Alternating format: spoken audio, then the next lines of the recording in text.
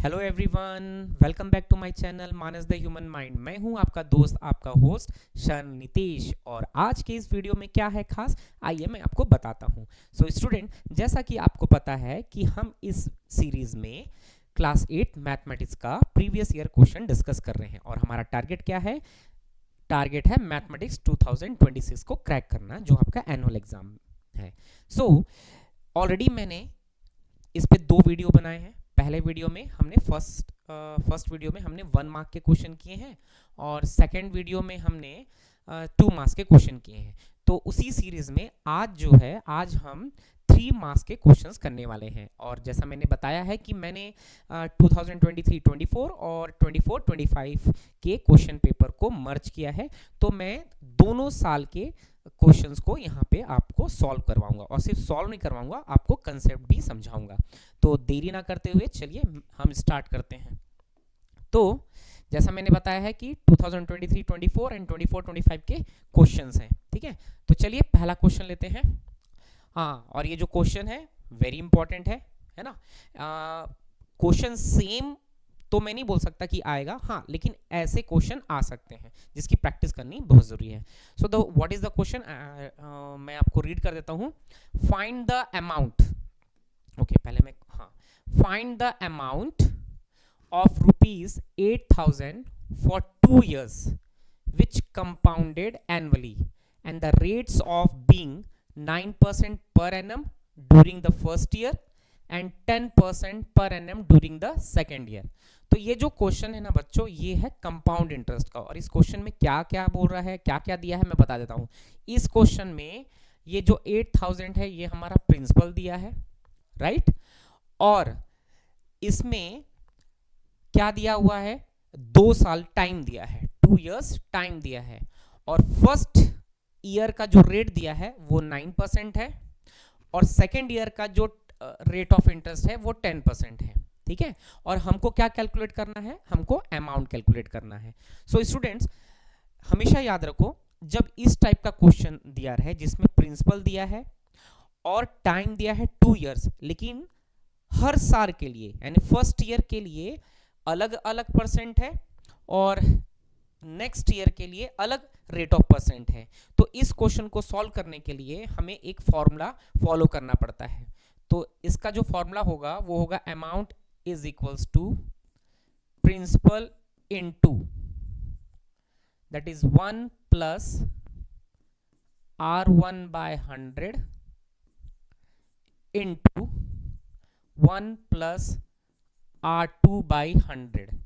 हमेशा याद रखो, अगर कभी ऐसा क्वेश्चन आ जाए कि पहले साल के लिए रेट ऑफ इंटरेस्ट अलग हो और नेक्स्ट ईयर के लिए रेट ऑफ इंटरेस्ट अलग हो, तब हमको क्या करना होता है, अगर हमको अमाउंट कैलकुलेट करना होता है तो हम ये फॉर्मूला को फॉलो करते हैं। अब ये फॉर्मूला हमको पता है और हम अब इसमें क्या करेंगे, हम इसमें वैल्यू पुट करेंगे। तो ये हो जाएगा amount is equals to, principal कितना है बच्चों, 8,000, तो हम यहाँ 8,000 पुट कर सकते हैं, इनटू दैट इज 1 प्लस, ये जो R1 है ना, ये हो जाएगा आपका 9%, so we write 9/100, right, into इसी तरह हो जाएगा 1 प्लस, ये जो R2 है ये हो जाएगा आपका 10, तो दैट इज 10/100।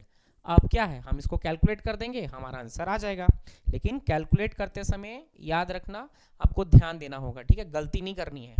देखो, तो ये हो जाएगा आपका 8,000 इनटू, अब देखो इसको मैं शॉर्ट ट्रिक बता रहा हूँ, है ना। क्या करेंगे, इस 100 का मल्टीप्लाई आपको 1 से करना है। ये जो 100 है ना, इसका मल्टीप्लाई 1 से करेंगे तो 100 आएगा, और 100 आएगा उसमें 9 को ऐड कर देंगे तो ये हो जाएगा 109/100, राइट, इनटू इसी तरह 100 इंटू 1 100 और इसमें 10 को ऐड कर देंगे तो ये हो जाएगा 110/100।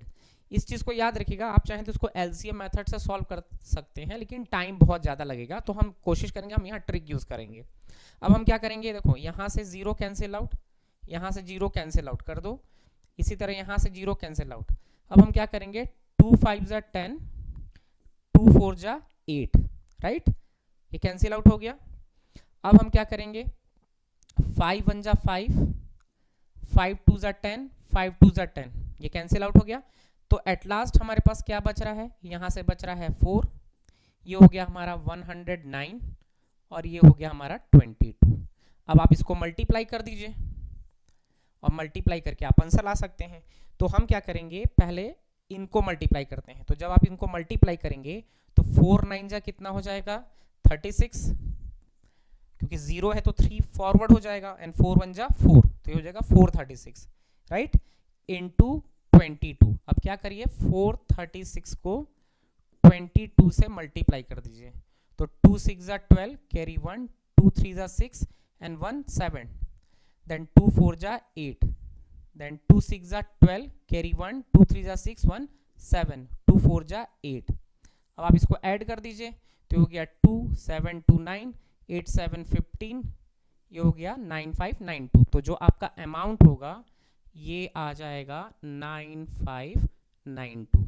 तो बच्चों याद रखिएगा, अगर कभी ऐसा क्वेश्चन आ जाए कि आपको प्रिंसिपल दिया है, टाइम दिया है, और फर्स्ट ईयर के लिए अलग रेट ऑफ इंटरेस्ट है, सेकेंड ईयर के लिए अलग रेट ऑफ इंटरेस्ट है, और हमको अगर कंपाउंड इंटरेस्ट अमाउंट कैलकुलेट करना है एनुअली, तो हम ये फॉर्मूला से इसको सॉल्व कर सकते हैं। आई होप आपको आइडिया हो गया होगा। ठीक है, चलो तो अब चलते हैं नेक्स्ट क्वेश्चन पे। और देखो 3 नंबर के क्वेश्चन हैं और लंबे लंबे हैं, थोड़ा टाइम लगेगा, तो थोड़ा मैं क्विक करूंगा। ठीक है, तो अब ये देखो इसमें क्या बोलता है, ये क्वेश्चन तो बहुत मस्त क्वेश्चन है। इस क्वेश्चन में क्या बोलता है, the circumference of the base of cylinder is 88 centimeter and its height is 60 centimeter, so we have to find the volume of the cylinder। ठीक है, तो अब ये क्वेश्चन को पहले समझ लो फिर हम सॉल्व करते हैं। तो एक्चुअली इसमें क्या है, एक सिलेंडर है, और आपको पता है सिलेंडर कैसा होता है, ये आपका सिलेंडर है। ठीक है, मैं ड्रॉ कर देता हूं, ये सिलेंडर है। तो आपको पता है ये सिलेंडर का क्या है, सर्कुलर पार्ट है। तो ये अगर सर्कल है तो ये इसका क्या हो गया, centre of the circular part, ये इसका क्या हो गया, रेडियस हो गया। इसी तरह ये भी क्या होगा, सेंटर ऑफ द सर्कल, और ये हो जाएगा रेडियस। ठीक है, आप इस सेंटर से इस सेंटर को मिलाते हैं तो ये आपका क्या कहलाता है, ये हाइट कहलाता है, ये आपका रेडियस है, और ये भी रेडियस है। याद रखिएगा ये रेडियस और ये रेडियस क्या होता है, सेम होता है, अलग अलग नहीं होता है। ठीक है, अब इस क्वेश्चन में ध्यान से देखो क्या बोलता है, the circumference of base of cylinder. तो ये जो है ना, ये वाला जो पार्ट है ये बेस है। ठीक है, अब ये जो बेस है ये सर्कल है। ठीक है, ये सर्कल है, तो इस सर्कल का हमको क्या दिया हुआ है, सर्कमफेरेंस दिया हुआ है, यानी ये सी दिया हुआ है, कितना दिया है 88, यानी ये सर्कल है और ये सर्कल का सर्कमफेरेंस दिया हुआ है 88 सेंटीमीटर दिया है, पहला चीज। ठीक, और इस सिलेंडर का हाइट दिया है, हाइट कितना दिया है 60 सेंटीमीटर दिया है। तो दो चीज क्लियर हो गया, यानी इस क्वेश्चन में एक सिलेंडर है जिसका जो बेस है वो सर्कुलर है। ठीक है, और सर्कल का सर्कमफेरेंस दिया है 88 सेंटीमीटर। ये क्या है, हाइट ऑफ सिलेंडर है जो 60 सेंटीमीटर दिया है। क्वेश्चन में हमको क्या फाइंड आउट करना है, वॉल्यूम फाइंड आउट करना है। तो बेटा देखो ये जो क्वेश्चन है ना, 2 पार्ट में बनेगा। ठीक, कैसे करते हैं देखिए। तो सबसे पहले देखो यहाँ पे क्या है, इस क्वेश्चन में सर्कमफेरेंस कितना दिया है, 88 सेंटीमीटर दिया है ना, ये जो बेस है वो उसका सर्कमफेरेंस 88 सेंटीमीटर दिया है। तो अगर ये सर्कमफेरेंस दिया है तो सर्कमफेरेंस का फॉर्मूला क्या होता है, 2 पाई आर इक्वल टू 88। अब हम क्या करेंगे, इसमें वैल्यू पुट करेंगे, तो 2 into 22 upon 7 into R equals to 88। अब इन दोनों को मल्टीप्लाई कर दीजिए तो क्या आ जाएगा, 44/7 इंटू आर इक्वल्स टू 88।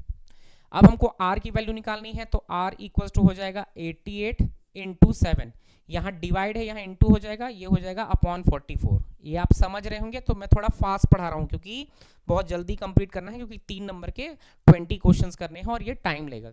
ठीक है, चलो अब जब इसको सॉल्व करेंगे तो 44 बन जाए, ये 2 टाइम्स में कट जाएगा, 2 इंटू 7 कितना हो जाएगा 14। तो भैया रेडियस तो अपने हमारे पास क्या मिल गया 14 सेंटीमीटर। अब देखो ये रेडियस हमको मिल गया 14 और हमारे पास ऑलरेडी क्या है, हाइट है। तो हाइट कितना है 60 सेंटीमीटर है। अब हम क्या करना है, हमको वॉल्यूम निकालना है। तो वॉल्यूम ऑफ सिलेंडर का फॉर्मूला होता है pi are square h. Previous video में भी मैंने आपको सिखाया था। ठीक है, तो वॉल्यूम होता है पाई आर स्क्वायर एच, बस वैल्यू पुट कर दीजिए। हाँ, ये हो जाएगा आपका याद रखिएगा क्यूबिक यूनिट, फॉर्मूला में यूनिट जरूर लिखिएगा नहीं तो नंबर कटेगा। अब पाई की वैल्यू होती है 22/7 इंटू आर स्क्वायर का मतलब हो गया 14 का स्क्वायर इंटू 14 स्क्वायर, और हाइट कितना दिया है बेटा 60, और ये हो जाएगा आपका सेंटीमीटर क्यूब लिख सकते हैं। अब आप इसको कैलकुलेट कर दीजिए। अब मैं आपको एक चीज बता रहा हूँ, ये जो 14 स्क्वायर है ना, you can write in this way 22/7 into 14 into 14 into 60 you can write. ये जरूरी नहीं कि 14 इंटू 14 आप कर लीजिए, मल्टीप्लाई करने की जरूरत नहीं है, जितना सिंपल करना है उतना सिंपल करना है। अब इसको हम कैंसिल आउट करेंगे तो हो जाएगा 2। अब हमारे पास क्या बचा देख लीजिए, ये हो गया आपका 22 इंटू 2 इंटू 14 इंटू 60, मल्टीप्लाई कर दीजिए, जो भी होगा वो आपका आंसर होगा। तो चलिए मल्टीप्लाई कर लेते हैं वॉल्यूम में, तो ये हो जाएगा, इसको सॉल्व करेंगे तो कितना आएगा 44, ठीक है, ये हो गया 14 इंटू 60 सेंटीमीटर क्यूब। चलिए अब इसको हम यहाँ मल्टीप्लाई कर देते हैं तो हो जाएगा 44, right 44 pi are square H नहीं होगा भाई,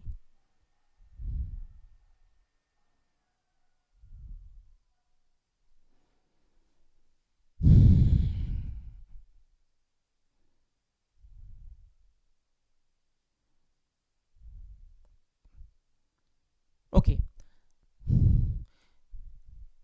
तो आइए अब इसको हम मल्टीप्लाई कर देते हैं तो ये हो जाएगा 44 इंटू 14, तो 4 4 जा 16, कैरी 1 4 जा 16, 176, 1 4 जा 4, 1 4 जा 4, 6 7 4 11, 4 1 5 एंड 1 6, राइट। फिर अब इसको हम किससे मल्टीप्लाई करेंगे 60 से मल्टीप्लाई कर देंगे, तो 6 6 जा 36, ये हो गया 3, 6 1 जा 6 एंड 3 9, 6 6 जा 36, तो आंसर कितना आ जाएगा 36960 centimetre cube, that means 36,960 centimetre cube इसका वॉल्यूम हो जाएगा, ठीक है। तो कभी भी अगर ऐसा क्वेश्चन आए तो आपको ऐसे ही सॉल्व करना है, ठीक है। चलो वेरी गुड, तो आई थिंक आप सभी को ये क्वेश्चन समझ में आया होगा कैसे सॉल्व करना है। चलिए अब हम चलते हैं क्वेश्चन नंबर 3 पे, और ये क्वेश्चन मोस्ट इंपॉर्टेंट क्वेश्चन है, और एक बार बता दूं ये क्वेश्चन कई बार एग्जाम में पूछा गया है, तो इसको स्किप मत करिएगा, इसको जरूर पढ़िएगा, बहुत इंपॉर्टेंट है।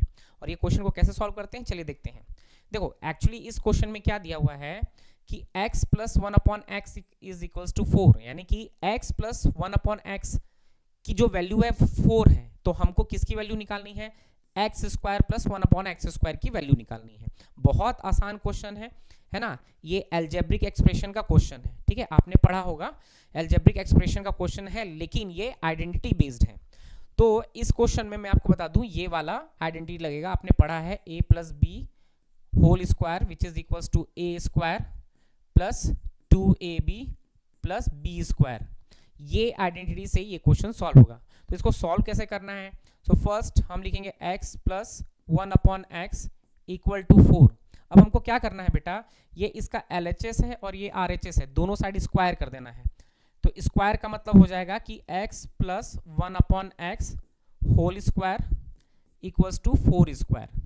अब आप यहां देखिए ये जो x प्लस 1/x है, ये जो है ये a plus b whole square के फॉर्म में है, और a plus B whole square क्या होता है a square plus 2ab plus b square होता है, राइट। तो अब हम क्या करेंगे, इसमें हम वैल्यू पुट करेंगे, तो ये हो जाएगा ये x square plus 2 into, dot का मतलब इंटू होता है, a हो जाएगा x, b हो जाएगा 1/x प्लस 1/x का होल स्क्वायर, ये हो गया a स्क्वायर प्लस 2ab, याद रखिएगा मैं सिर्फ वैल्यू पुट कर रहा हूं, a square plus 2ab plus b square के फॉर्म में, ये मैंने पुट कर दिया है, इक्वल्स टू क्या हो जाएगा 4 स्क्वायर।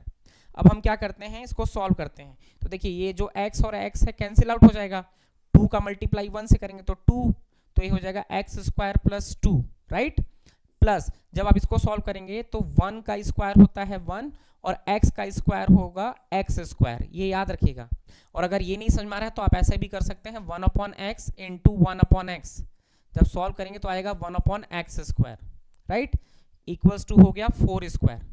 देन हम क्या करेंगे, इस प्लस 2 को ट्रांसफर करेंगे, तो ये हो जाएगा x square plus 1/x square, ये हो जाएगा आपका 4 स्क्वायर माइनस 2, क्योंकि प्लस उधर जाके माइनस हो जाएगा। अब हम इसको लिखेंगे X square plus 1 upon X square equals to 4 square होता है 16 माइनस 2, एंड देन ये आपका आंसर आ गया X square plus 1 upon X square equal to 14, और यही हमको कैलकुलेट करना था। और ये क्वेश्चन इसी तरह से बनेगा। आई होप आपको समझ में आया होगा, मैंने थोड़ा फास्ट पढ़ाया है। तो क्वेश्चन देख के पैनिक नहीं होना है ना। क्वेश्चन देख के पैनिक नहीं होना है कि हम पैनिक हो गए, हमको समझ में आ रहा है। थोड़ा सा मन को शांत रखो, है ना, और दिमाग लगाओ कि ये क्वेश्चन कैसे बनेगा। और ये तुम लोग की जो आदत है ना, तुरंत छोड़ देंगे, कि वो छोड़ना नहीं है भाई, लगना है, टाइम देना है, 3 घंटा इनफ होता है, ठीक है। चलो अब हम करते हैं आगे की ओर मूव। चलो अब ये है क्वेश्चन नंबर 4, और ये जो क्वेश्चन नंबर 4 है ये किसका है, प्रोबेबिलिटी का है। और ये बहुत हलवा पूड़ी क्वेश्चन है, लेकिन हलवा पूड़ी क्वेश्चन है, लेकिन ये बहुत इंपॉर्टेंट क्वेश्चन है। तो चलिए देखते हैं क्या है क्वेश्चन। इन अ लॉटरी, दुनिया आज लॉटरी के पीछे पागल है, काश किसी की 10 करोड़ 20 करोड़ की क्या लग जाए, लॉटरी लग जाए। लगता भी है ना। केरल में केस हुआ है, कहते हैं ऑटो चलाता था, करोड़पति बन गया, ठीक है। अब देखो, in a lottery there are 10 prizes and 20 blanks. ये बोल रहा है कि भैया एक लॉटरी निकला, उस लॉटरी में 10 लॉटरी क्या थे, प्राइज वाले थे, और 20 क्या थे, ब्लैंक थे, यानी उनमें उनको कुछ नहीं मिला। यानी 10 में क्या मिला, प्राइज मिला, और जो 20 थे उसमें कुछ नहीं मिला। अब ये क्वेश्चन है, a ticket is chosen at random. अब कोई भी आप टिकट को उठा लीजिए, लॉटरी टिकट को उठा लीजिए, तो what is the probability of getting a prize, हमको ये निकालना है। यानी प्राइज की जो हमको है प्रोबेबिलिटी कैलकुलेट करनी है। तो देखो इस क्वेश्चन में क्या है ना, सबसे पहले तो ध्यान से देखो, इस क्वेश्चन में हमको 10 प्राइज दिया है, 10 प्राइज दिया है और 20 ब्लैंक्स दिया है। तो सबसे पहले तो हमको क्या करना पड़ेगा, हमको टोटल नंबर ऑफ टिकट्स को फाइंड आउट करना पड़ेगा, ठीक है। यानी टोटल कितने टिकट सेल हुए। तो भैया पहले 10 में प्राइस लगा है और 20 ब्लैंक है, तो इनको ऐड करेंगे तो कितना आ जाएगा, 30। यानी टोटल कितने टिकट्स थे, 30 थे, ठीक है। अब हमको क्या करना है, हमको किसकी प्रोबेबिलिटी निकालनी है, गेटिंग अ प्राइज। तो पी गेटिंग अ प्राइज, अगर हमको प्राइस की निकालनी है तो बहुत आसान है। प्राइस हमारा कितना है भाई, 10 में प्राइस लगा है तो हम लिखेंगे 10, और टोटल कितना है 30 टिकट्स हैं। अब इसको आप सॉल्व करिए तो आंसर कितना आ जाएगा, 1/3।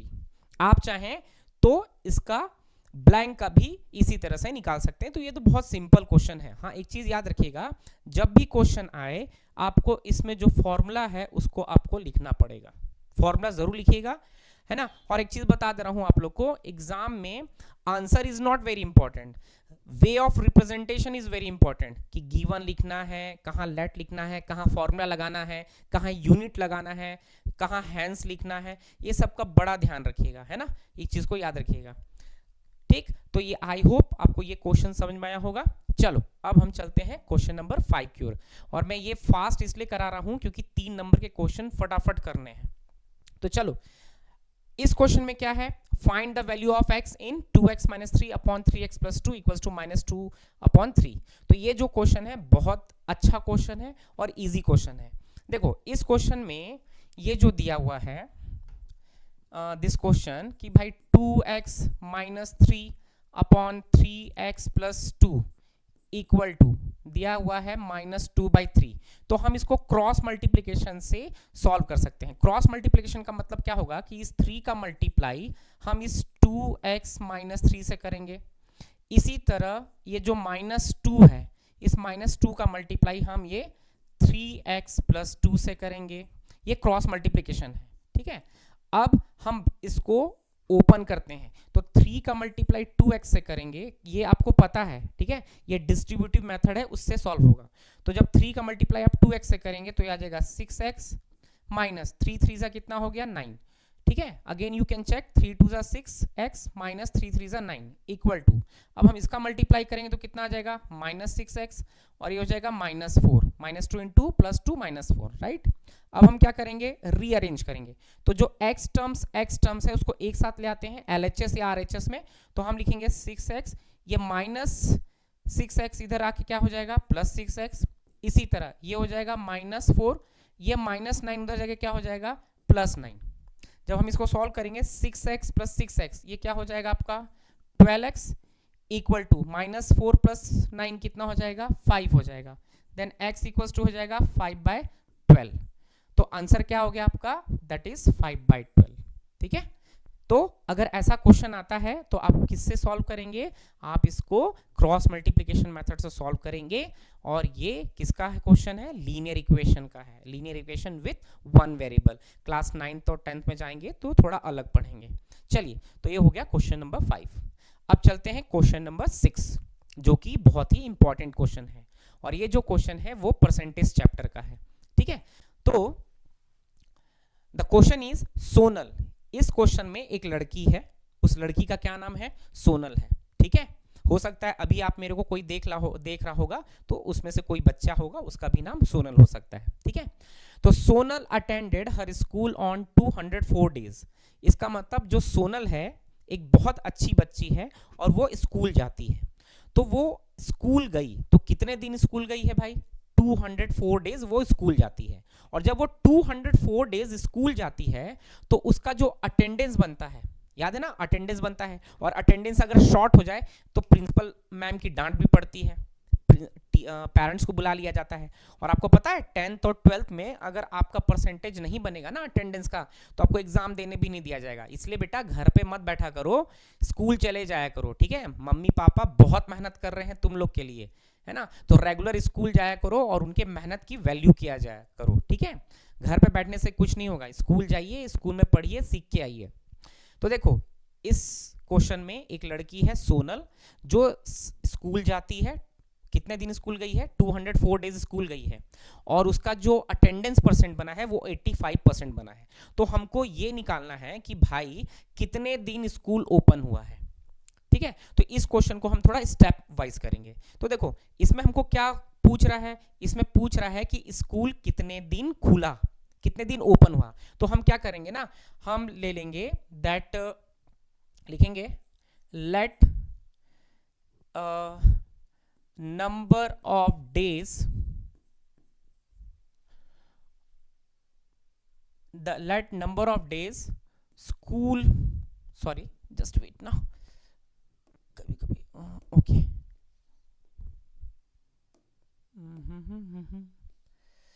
कभी कभी गलती हो जाता है लिखते लिखते।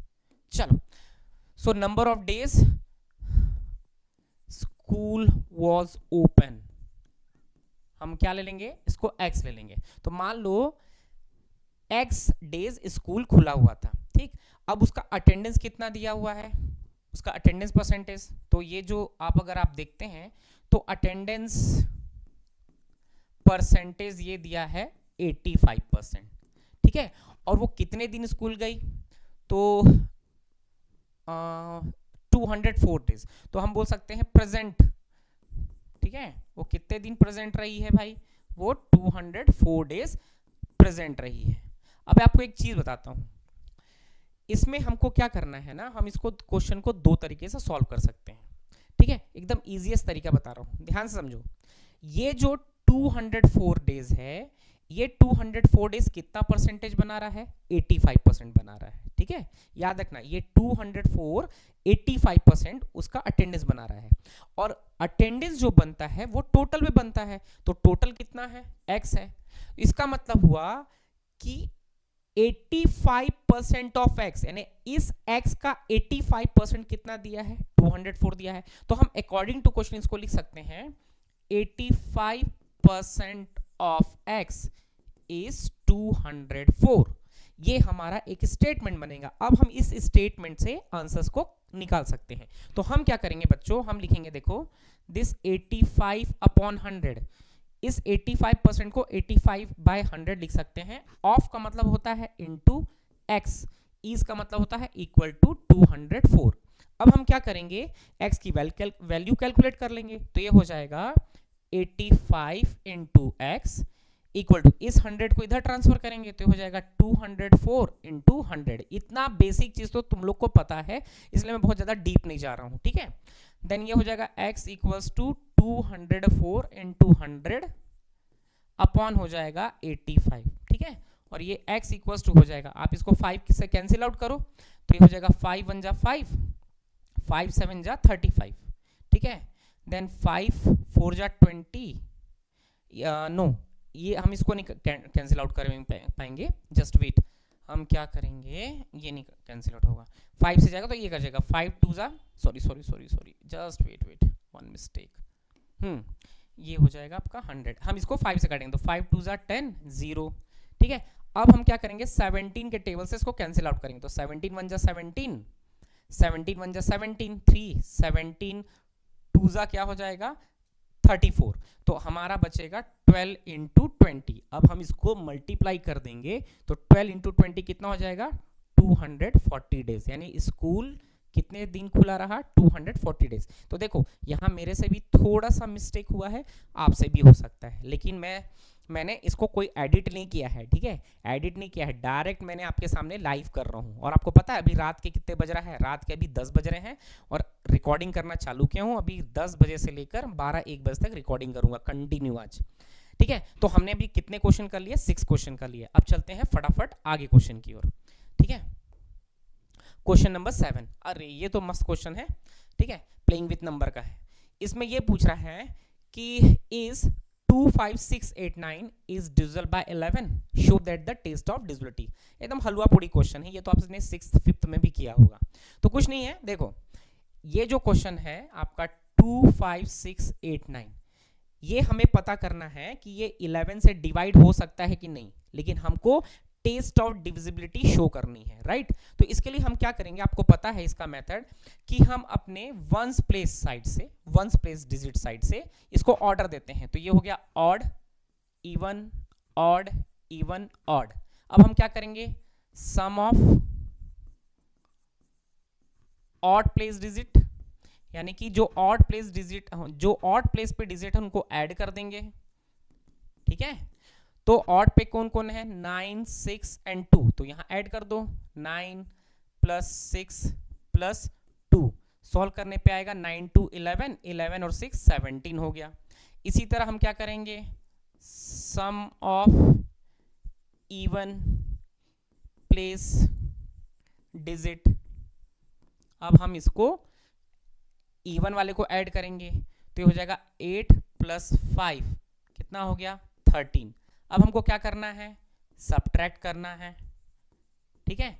तो सब्ट्रैक्ट करने के लिए हम क्या करेंगे, 17 माइनस 13 करेंगे, सॉल्व करने पे कितना आएगा 4 आएगा। अब आप ये देखो, ये जो डिफरेंस आ रहा है ये 4 आ रहा है।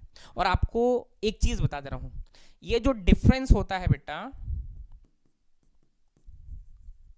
ये जो डिफरेंस होता है, दो अगर आए, अगर 2 आता है जो मैं आपको बताने जा रहा हूं, तभी वो नंबर 11 से डिविजिबल होता है। तो सबसे पहले तो डिफरेंस जो होना चाहिए वो क्या होना चाहिए 0।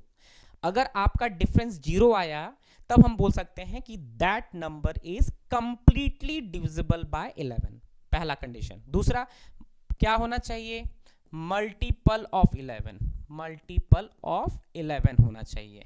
इसका मतलब अगर डिफरेंस कोई ऐसा नंबर आए जो 11 से पूरा पूरा डिवाइड हो सकता है, तभी वो नंबर क्या होगा, डिविजिबल होगा। तो इस चीज को याद रखना, ये मेथड है पूरा याद रखना। हम क्या करते हैं, ऑर्डर देते हैं। और बच्चे अक्सर कहां गलती करते हैं, पहले बता दे रहा हूं, हमेशा यहां ऑड से शुरू करना है, इवन से मत शुरू करना। अगर इवन से आपने शुरू किया तो गलत है, टोटली गलत है, आंसर नहीं आएगा, पहले बता दे रहा हूं। और अगर कभी अनफॉर्चुनेट आंसर भी आ गया तो स्टेप गलत है, टीचर आपके नंबर उड़ा देगा, पहले बता दे रहा हूं, ठीक है। आप फिर कुछ नहीं कर पाएंगे। और एक चीज बताऊं, टीचर्स जैसे पढ़ाते हैं ना उनको फॉलो किया कीजिए, थोड़ा सा क्लास में शांत भी रहा करो, शांत रहोगे ना तो आपको हर चीज समझ में आएगी। चलो अब चलते हैं क्वेश्चन नंबर 8 पे।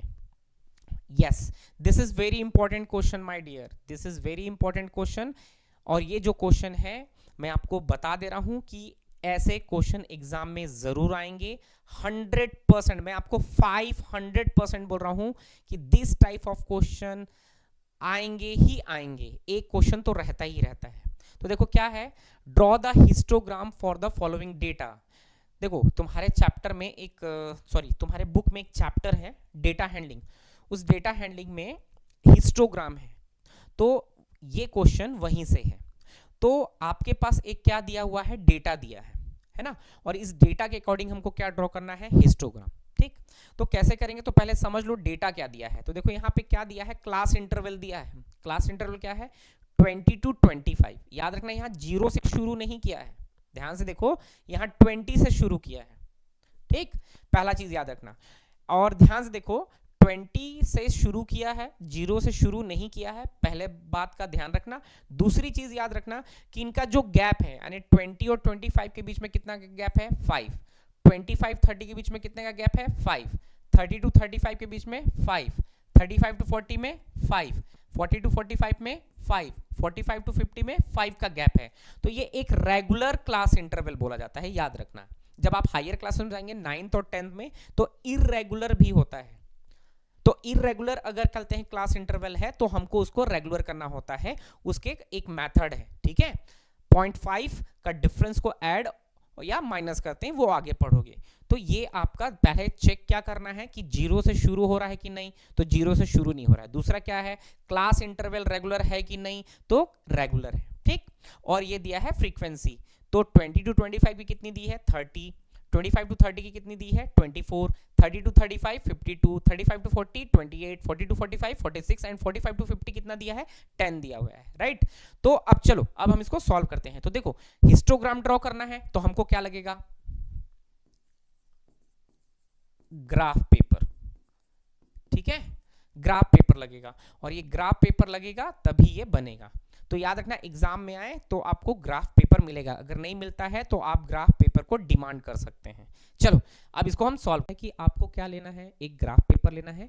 और ग्राफ पेपर जब आप लेंगे तो आपको एक वर्टिकल लाइन और एक हॉरिजॉन्टल लाइन को आपको ड्रॉ करना है। ठीक है, और जहां वो मीट करे आपको वहां क्या बनाना है, वहां पे आपको 0 बनाना है। इस चीज को याद रखिएगा। ठीक है, हमेशा याद रखना, एक वर्टिकल लाइन और एक हॉरिजॉन्टल लाइन ड्रॉ करना है, जहां वो मीट करें वहां आपको क्या बनाना है, 0 बनाना है। ठीक है, अब ध्यान से देखो, ये जो आपका हॉरिजॉन्टल लाइन है, ये क्या होगा, ये होगा आपका एक्स एक्सिस। तो आप यहाँ एक्स लिख लीजिए, और यहाँ ये क्या हो जाएगा, ये हो जाएगा आपका वाई एक्सिस। ठीक है, वाई एक्सिस हो जाएगा।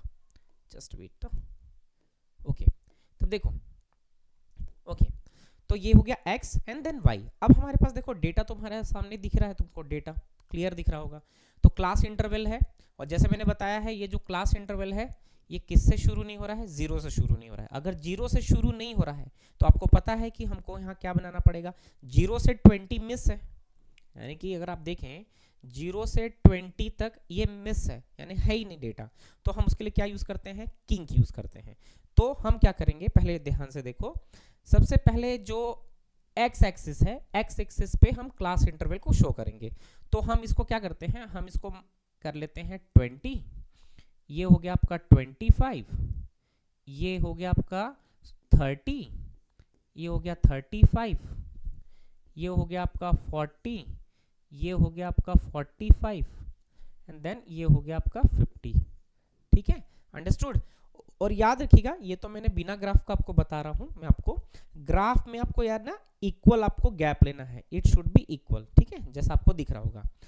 राइट, अब मैंने बताया था कि 0 से 20 क्लास इंटरवल नहीं है, तो इसके लिए हम क्या यूज करेंगे, किंक यूज करेंगे। ठीक है, किंक क्या होता है, कुछ इस प्रकार का एक सिंबल होता है बेटा, याद रखिएगा, ये आपको ड्रॉ करना पड़ेगा। तो हम क्या करेंगे, यहां से यहां तक देखो, ठीक है, ये मैंने आपका किंक ड्रॉ कर दिया, यहाँ पे ये आपका किंक है। ड्रॉ करना बहुत जरूरी है, इस चीज को याद रखिएगा। ठीक है, यानी आप शुरुआत ही यहां से करेंगे। ठीक, आपको शुरुआत यहां से करना है। ठीक, अब ये हो गया आपका क्लास इंटरवल। अब हम क्या करेंगे, फ्रीक्वेंसी को हमको इधर देना है। तो ये क्या है, देखो 30 है, 24 है, 52 है, 28 है, 46 है, 10 है। तो हम क्या करते हैं, 10-10 का ले लेते हैं। तो ये हो गया आपका 10, ये हो गया आपका 20, 30, 40, 50, 60, 70, 80, 90 एंड 100। ठीक है, ये 100 हो गया। तो ये आपका क्या हो गया, फ्रीक्वेंसी हो गया। तो हमेशा याद रखिए, क्लास इंटरवल हमेशा एक्स एक्सिस पे जाएगा और फ्रीक्वेंसी जो होगा वो कहाँ जाएगा, आपका वाई एक्सिस पे जाएगा। ठीक है, अब हम क्या करते हैं, हम अब हम हिस्टोग्राम ड्रॉ करते हैं। तो जैसे क्या है, सबसे पहले आप देखो, जैसे 20 to 25 ये क्या है, 30 है। तो हम क्या करेंगे, यहाँ से 20 से कहाँ तक जाएंगे, 30 तक, and you know very well, and then हम कहाँ तक आएंगे, 25 तक। ठीक है, तो ये हो गया आपका फर्स्ट। फिर क्या दिया है, देखो यहाँ से 25 to 30 कितना दिया है, 24। तो हम क्या करेंगे, याद रखना, हिस्टोग्राम में जो बार आप ड्रॉ करते हैं उसमें कोई गैप नहीं होता है ना, वो कोई गैप नहीं होता है। तो अब हम यहाँ से 25 से हमको कहाँ तक जाना है, 24 तक जाना है। तो आप ये 20 है और 30 है, तो अगर हम इसको 25 मान लें तो ये आपका 24 हो गया। तो आपको यहाँ से लेना है, ये हो गया आपका 24 हो गया। ठीक है, ग्राफ में बनाएंगे तो और आसानी से बनेगा, मैं सिर्फ आपको एक तरीका बता रहा हूँ कि कैसे बनाना है। ठीक है, अब देखिए ये भी हो गया हमारा। 30 to 35 कितना दिया है, 52। तो 52 का मतलब हुआ कुछ यहाँ पे आएगा, ये 51 और ये 52। तो हम क्या करेंगे, यहां से चलेंगे, ठीक है, और यहां से भी। तो ये रहा आपका ये 51 और ये रहा आपका 52। ठीक है, ये रहा आपका 52। ठीक है, अंडरस्टूड। आप चाहें तो यहाँ इसको लिख सकते हैं, ये 30 हो गया, ये हो गया आपका 24, ये हो गया आपका 52, ये आप लिख भी सकते हैं। फिर नेक्स्ट क्या दिया है, 35 to 40 क्या दिया है, 28 दिया है। तो 28 आपका कहाँ आएगा, ये 25 है मान लीजिए, 26, 27, 28, तो ये कुछ यहाँ पे आएगा। तो हम इसको यहाँ बना सकते हैं थोड़ा सा 30 से नीचे। ठीक, ग्राफ में और अच्छे से बनता है। ठीक है, जैसा मैंने बताया। तो ये हो गया 35 to 40। इसी तरह तो आप यहाँ लिख सकते हैं आपका 28, सॉरी, ठीक है, ये हो गया 28। देन 40 to 45 कितना दिया है, 46। तो 46 के लिए हम क्या कर सकते हैं, ये हो गया 45 मान लो, और ये हो गया 46। तो हम यहाँ से आ जाएंगे, ये हो गया आपका 46। ठीक, ये हो गया 46। ठीक है, मेजर देखिए, ये 45, ये 46, ये तो मैं ऐसे ही बना रहा हूँ, बट ग्राफ में और अच्छे से बन सकता है। और लास्ट आपका क्या दिया है, 45 to 50, 10 दिया है। तो 10 आपका कितना है, ये रहा आपका 10। तो आप यहाँ से 10 ले जा सकते हैं। तो कुछ इस तरह से हम हिस्टोग्राम ड्रॉ करते हैं। और एक चीज को याद रखिएगा, जब आप ग्राफ में बनाएंगे ना तो बहुत अच्छे से बनेगा। ये तो मैंने आपको एक बताया है कि कैसे क्वेश्चन आएगा और कैसे आपको ड्रॉ करना है। बस सबसे इंपॉर्टेंट क्या है, ये आपका इंपॉर्टेंट है किंग। अगर आपने किंग नहीं लगाया तो समझ लीजिए आपके नंबर गोल हो सकते हैं, आपको 0 दिया जा सकता है। इस चीज को याद रखना। अब एक सबसे इंपॉर्टेंट चीज बता दूं जो इसमें मैंने आपको अभी तक नहीं बताई है, ये जो y एक्सिस है ये क्या है, आपकी फ्रीक्वेंसी। तो आपको यहाँ पे फ्रीक्वेंसी लिखनी है, इसको हम लोग बोलते हैं लेवल, लेबलिंग करना जरूर करिएगा, नहीं तो नंबर कटेंगे। ठीक है, अंडरस्टूड। ये हो गया आपका फ्रीक्वेंसी, और ये आपका क्या है, क्लास इंटरवल।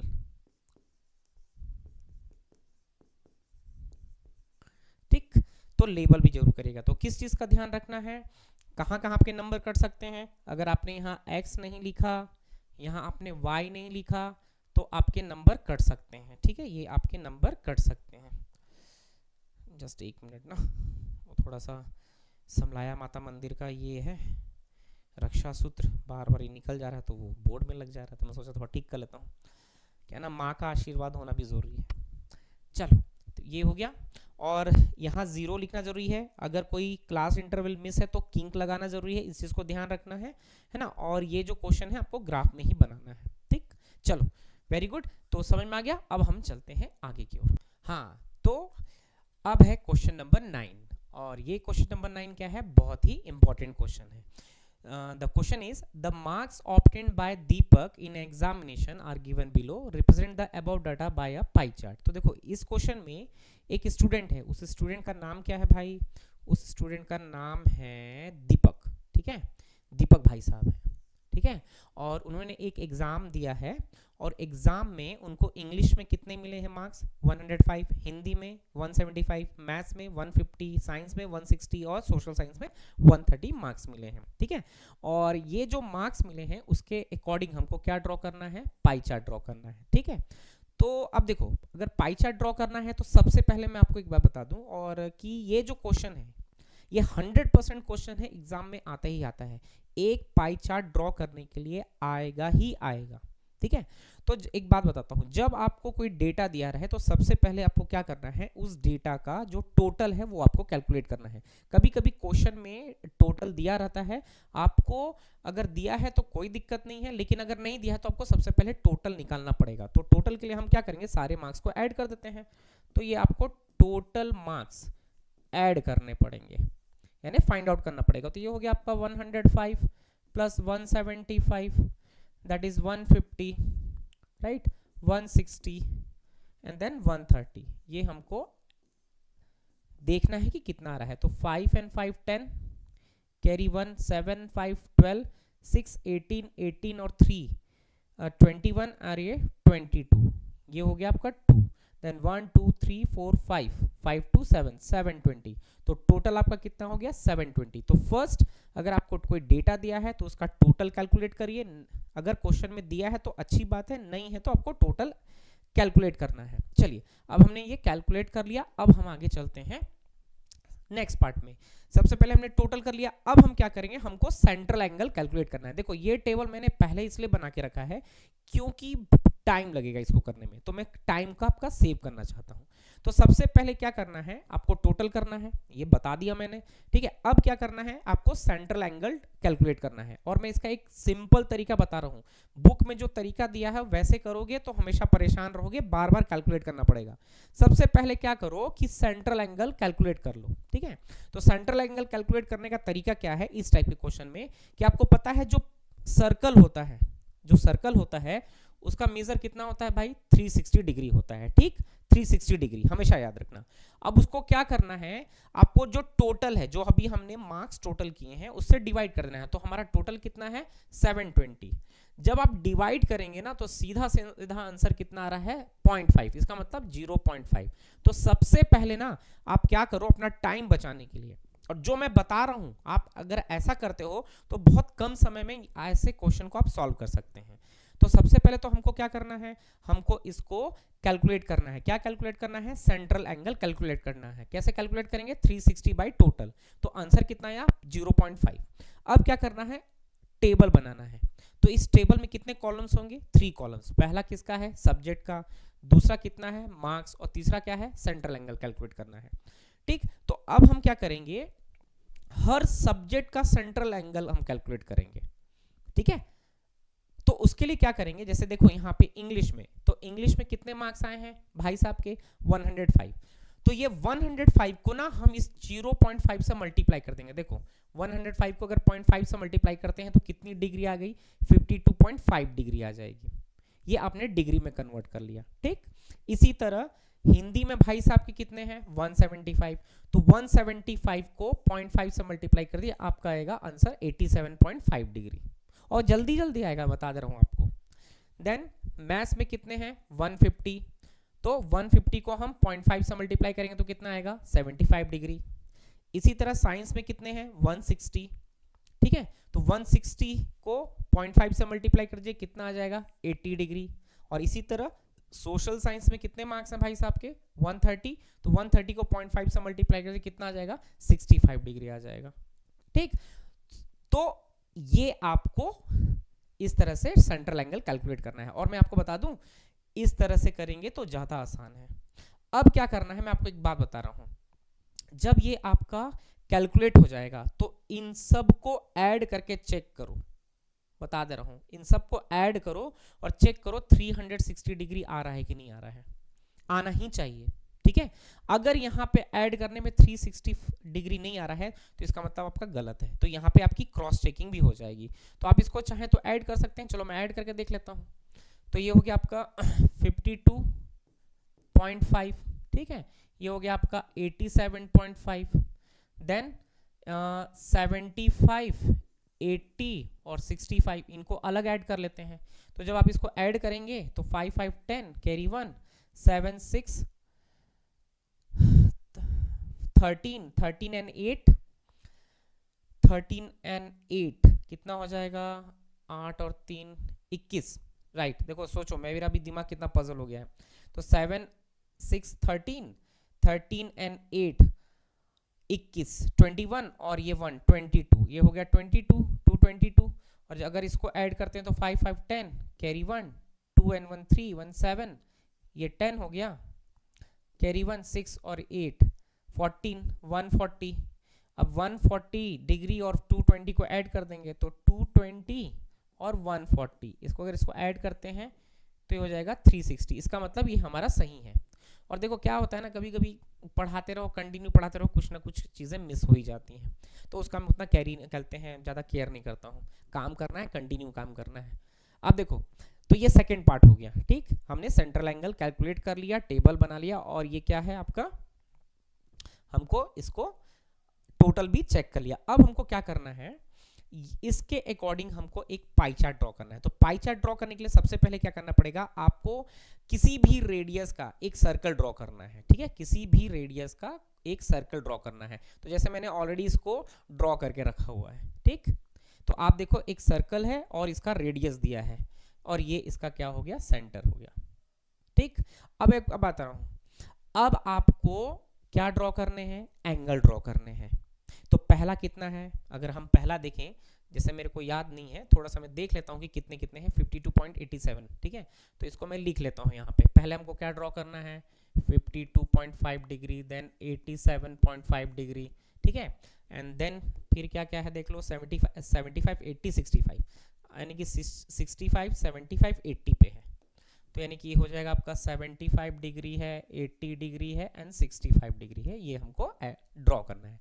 तो देखो, ड्रॉ करने के लिए हम क्या यूज करेंगे, प्रोटेक्टर, ठीक है। यहाँ कंपास का काम नहीं होगा, no need to compass.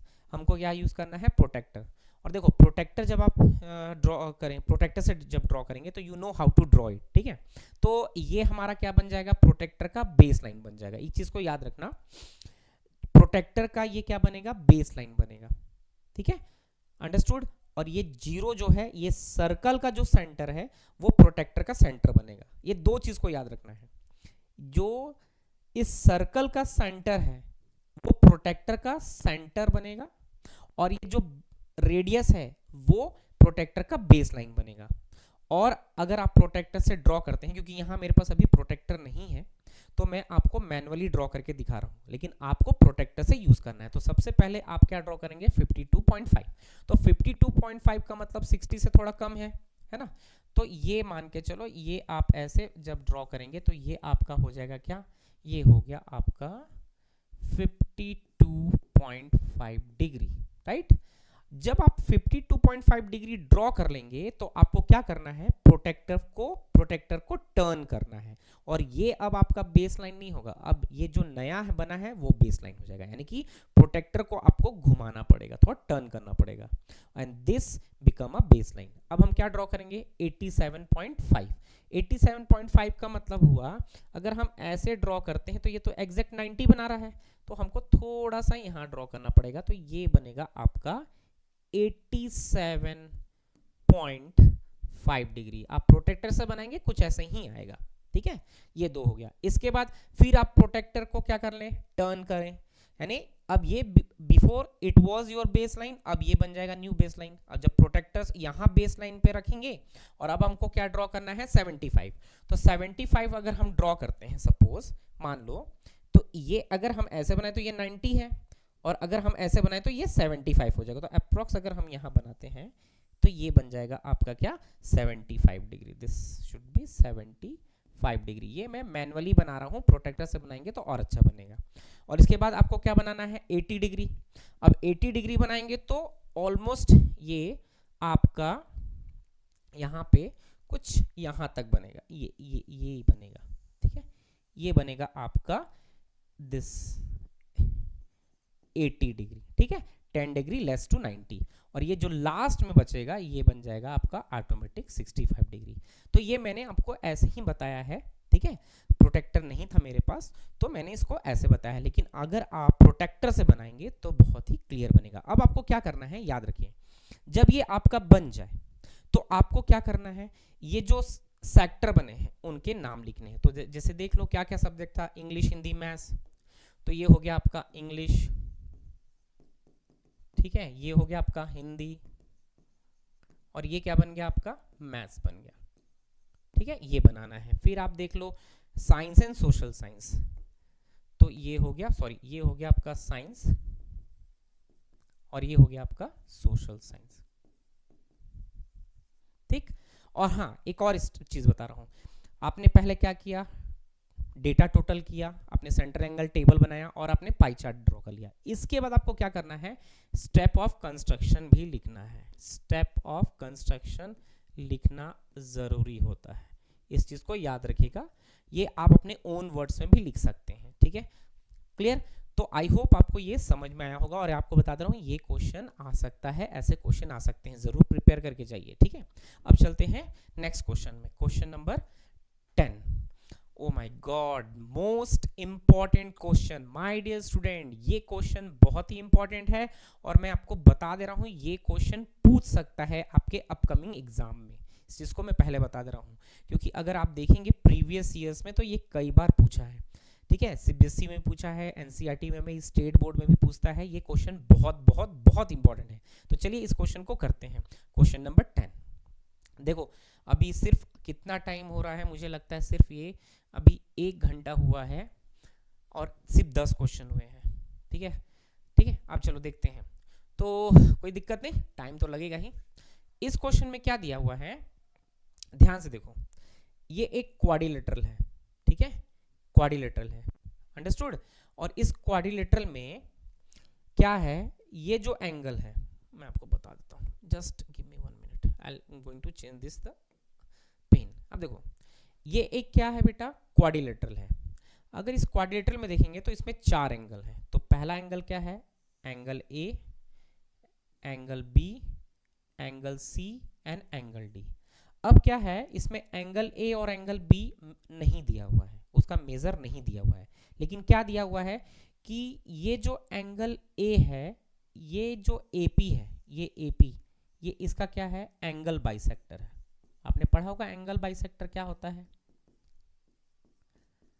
Angle bisector क्या होता है, ऐसा रे जो किसी एंगल को 2 इक्वल पार्ट में डिवाइड करे।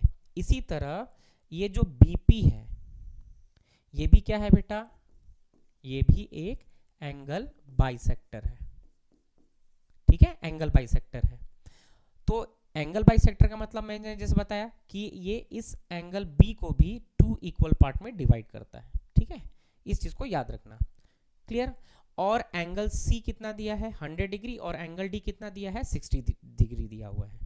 और हमको इस क्वेश्चन में क्या कैलकुलेट करना है, हमको इस क्वेश्चन में ये वाला जो एंगल है इसको कैलकुलेट करना है।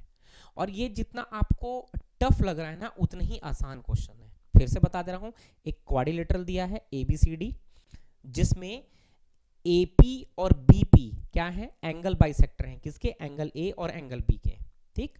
और दोनों जो एंगल बाइसेक्टर हैं कहां मीट कर रहे हैं, P पे।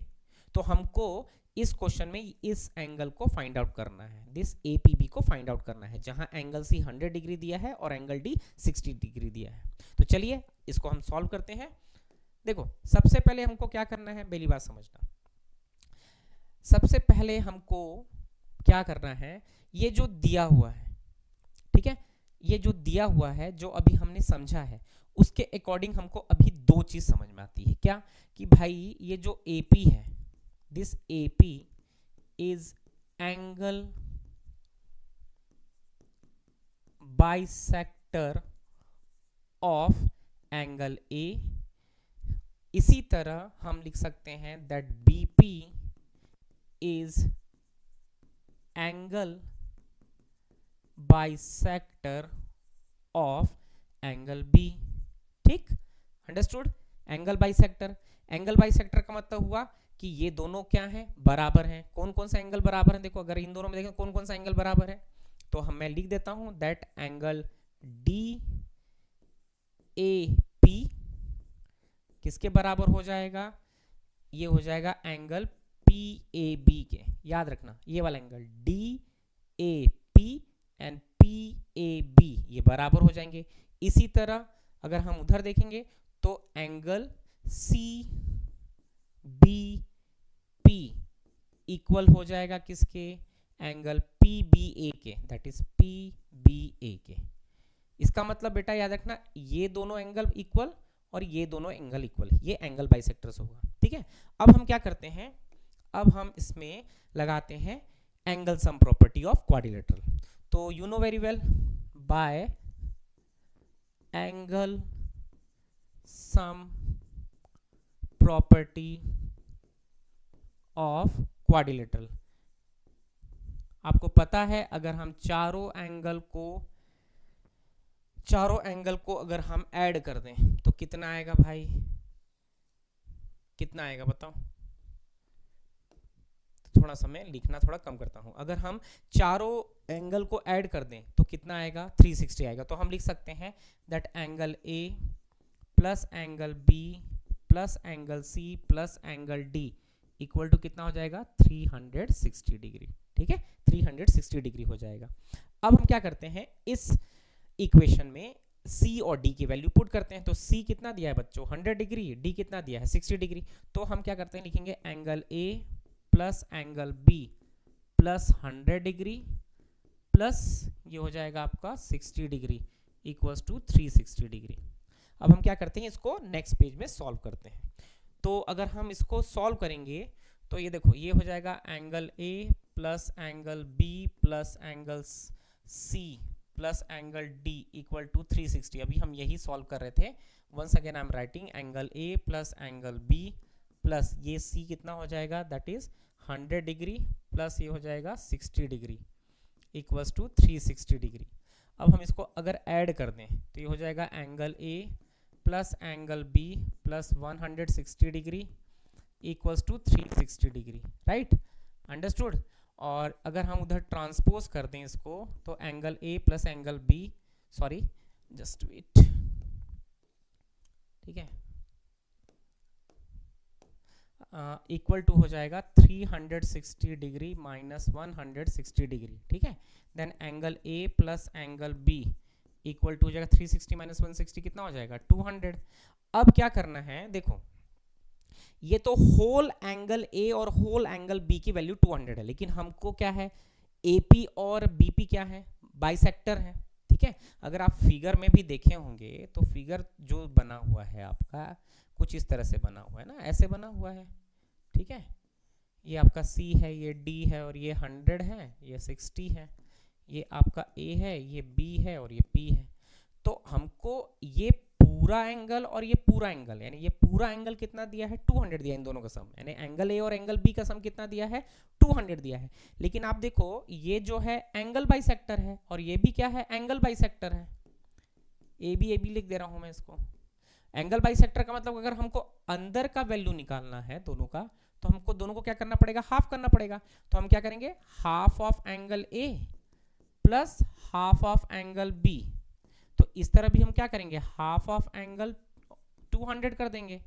तो जब हम सॉल्व करेंगे तो हो जाएगा half of angle A plus half of angle B, ये कितना हो जाएगा, 100 डिग्री। इसका मतलब समझना इस चीज को बेटा, अगर हम इस पूरे को ऐड करते हैं एंगल A और एंगल B तो ये 200 है, लेकिन अगर हम अंदर को ऐड करते हैं इसका आधा इसका आधा तो कितना हो गया, 100।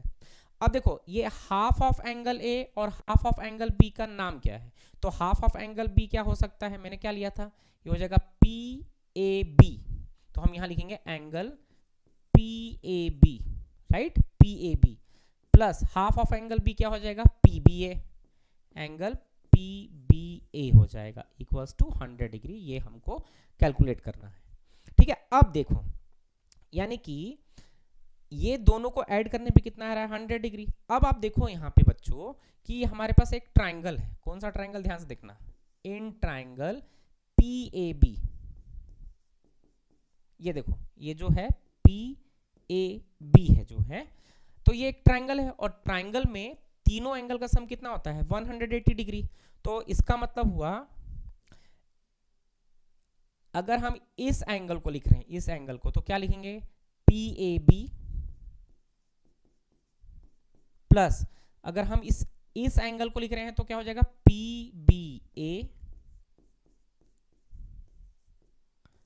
प्लस अगर हम इस एंगल को लिखेंगे तो क्या हो जाएगा, APB,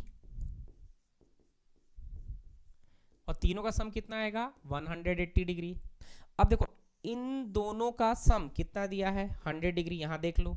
तो हम यहां लिखेंगे 100 डिग्री प्लस ये हो जाएगा angle APB P B equals to 180 degree. अब हम इस 100 को उधर ट्रांसफर करेंगे और हमारा आंसर आ जाएगा, that is A P B equals to 180 minus 100, और ये हो जाएगा कितना, 80 डिग्री। ठीक है, तो ये जो क्वेश्चन है कुछ इस तरह से बनेगा, और ये क्वेश्चन बहुत ही इंपॉर्टेंट है। ठीक है, इसी तरह से बनाना है आपको, है ना, प्रैक्टिस करनी है। ठीक, तो आई होप आपको सबको समझ में आया होगा। अब हम चलते हैं नेक्स्ट क्वेश्चन की ओर। चलो, क्वेश्चन नंबर 11। ठीक है, find the square root of 10609 by long division method. ये भी बहुत इंपॉर्टेंट क्वेश्चन है ना। देखो 1 घंटा हो गया है और 1 घंटा में सिर्फ हमने 10 क्वेश्चन सॉल्व किए हैं, और हमारे पास अभी 1 घंटा और है, यानी कि ये वीडियो जो बनेगा ये 2 घंटे के वीडियो बनेंगे।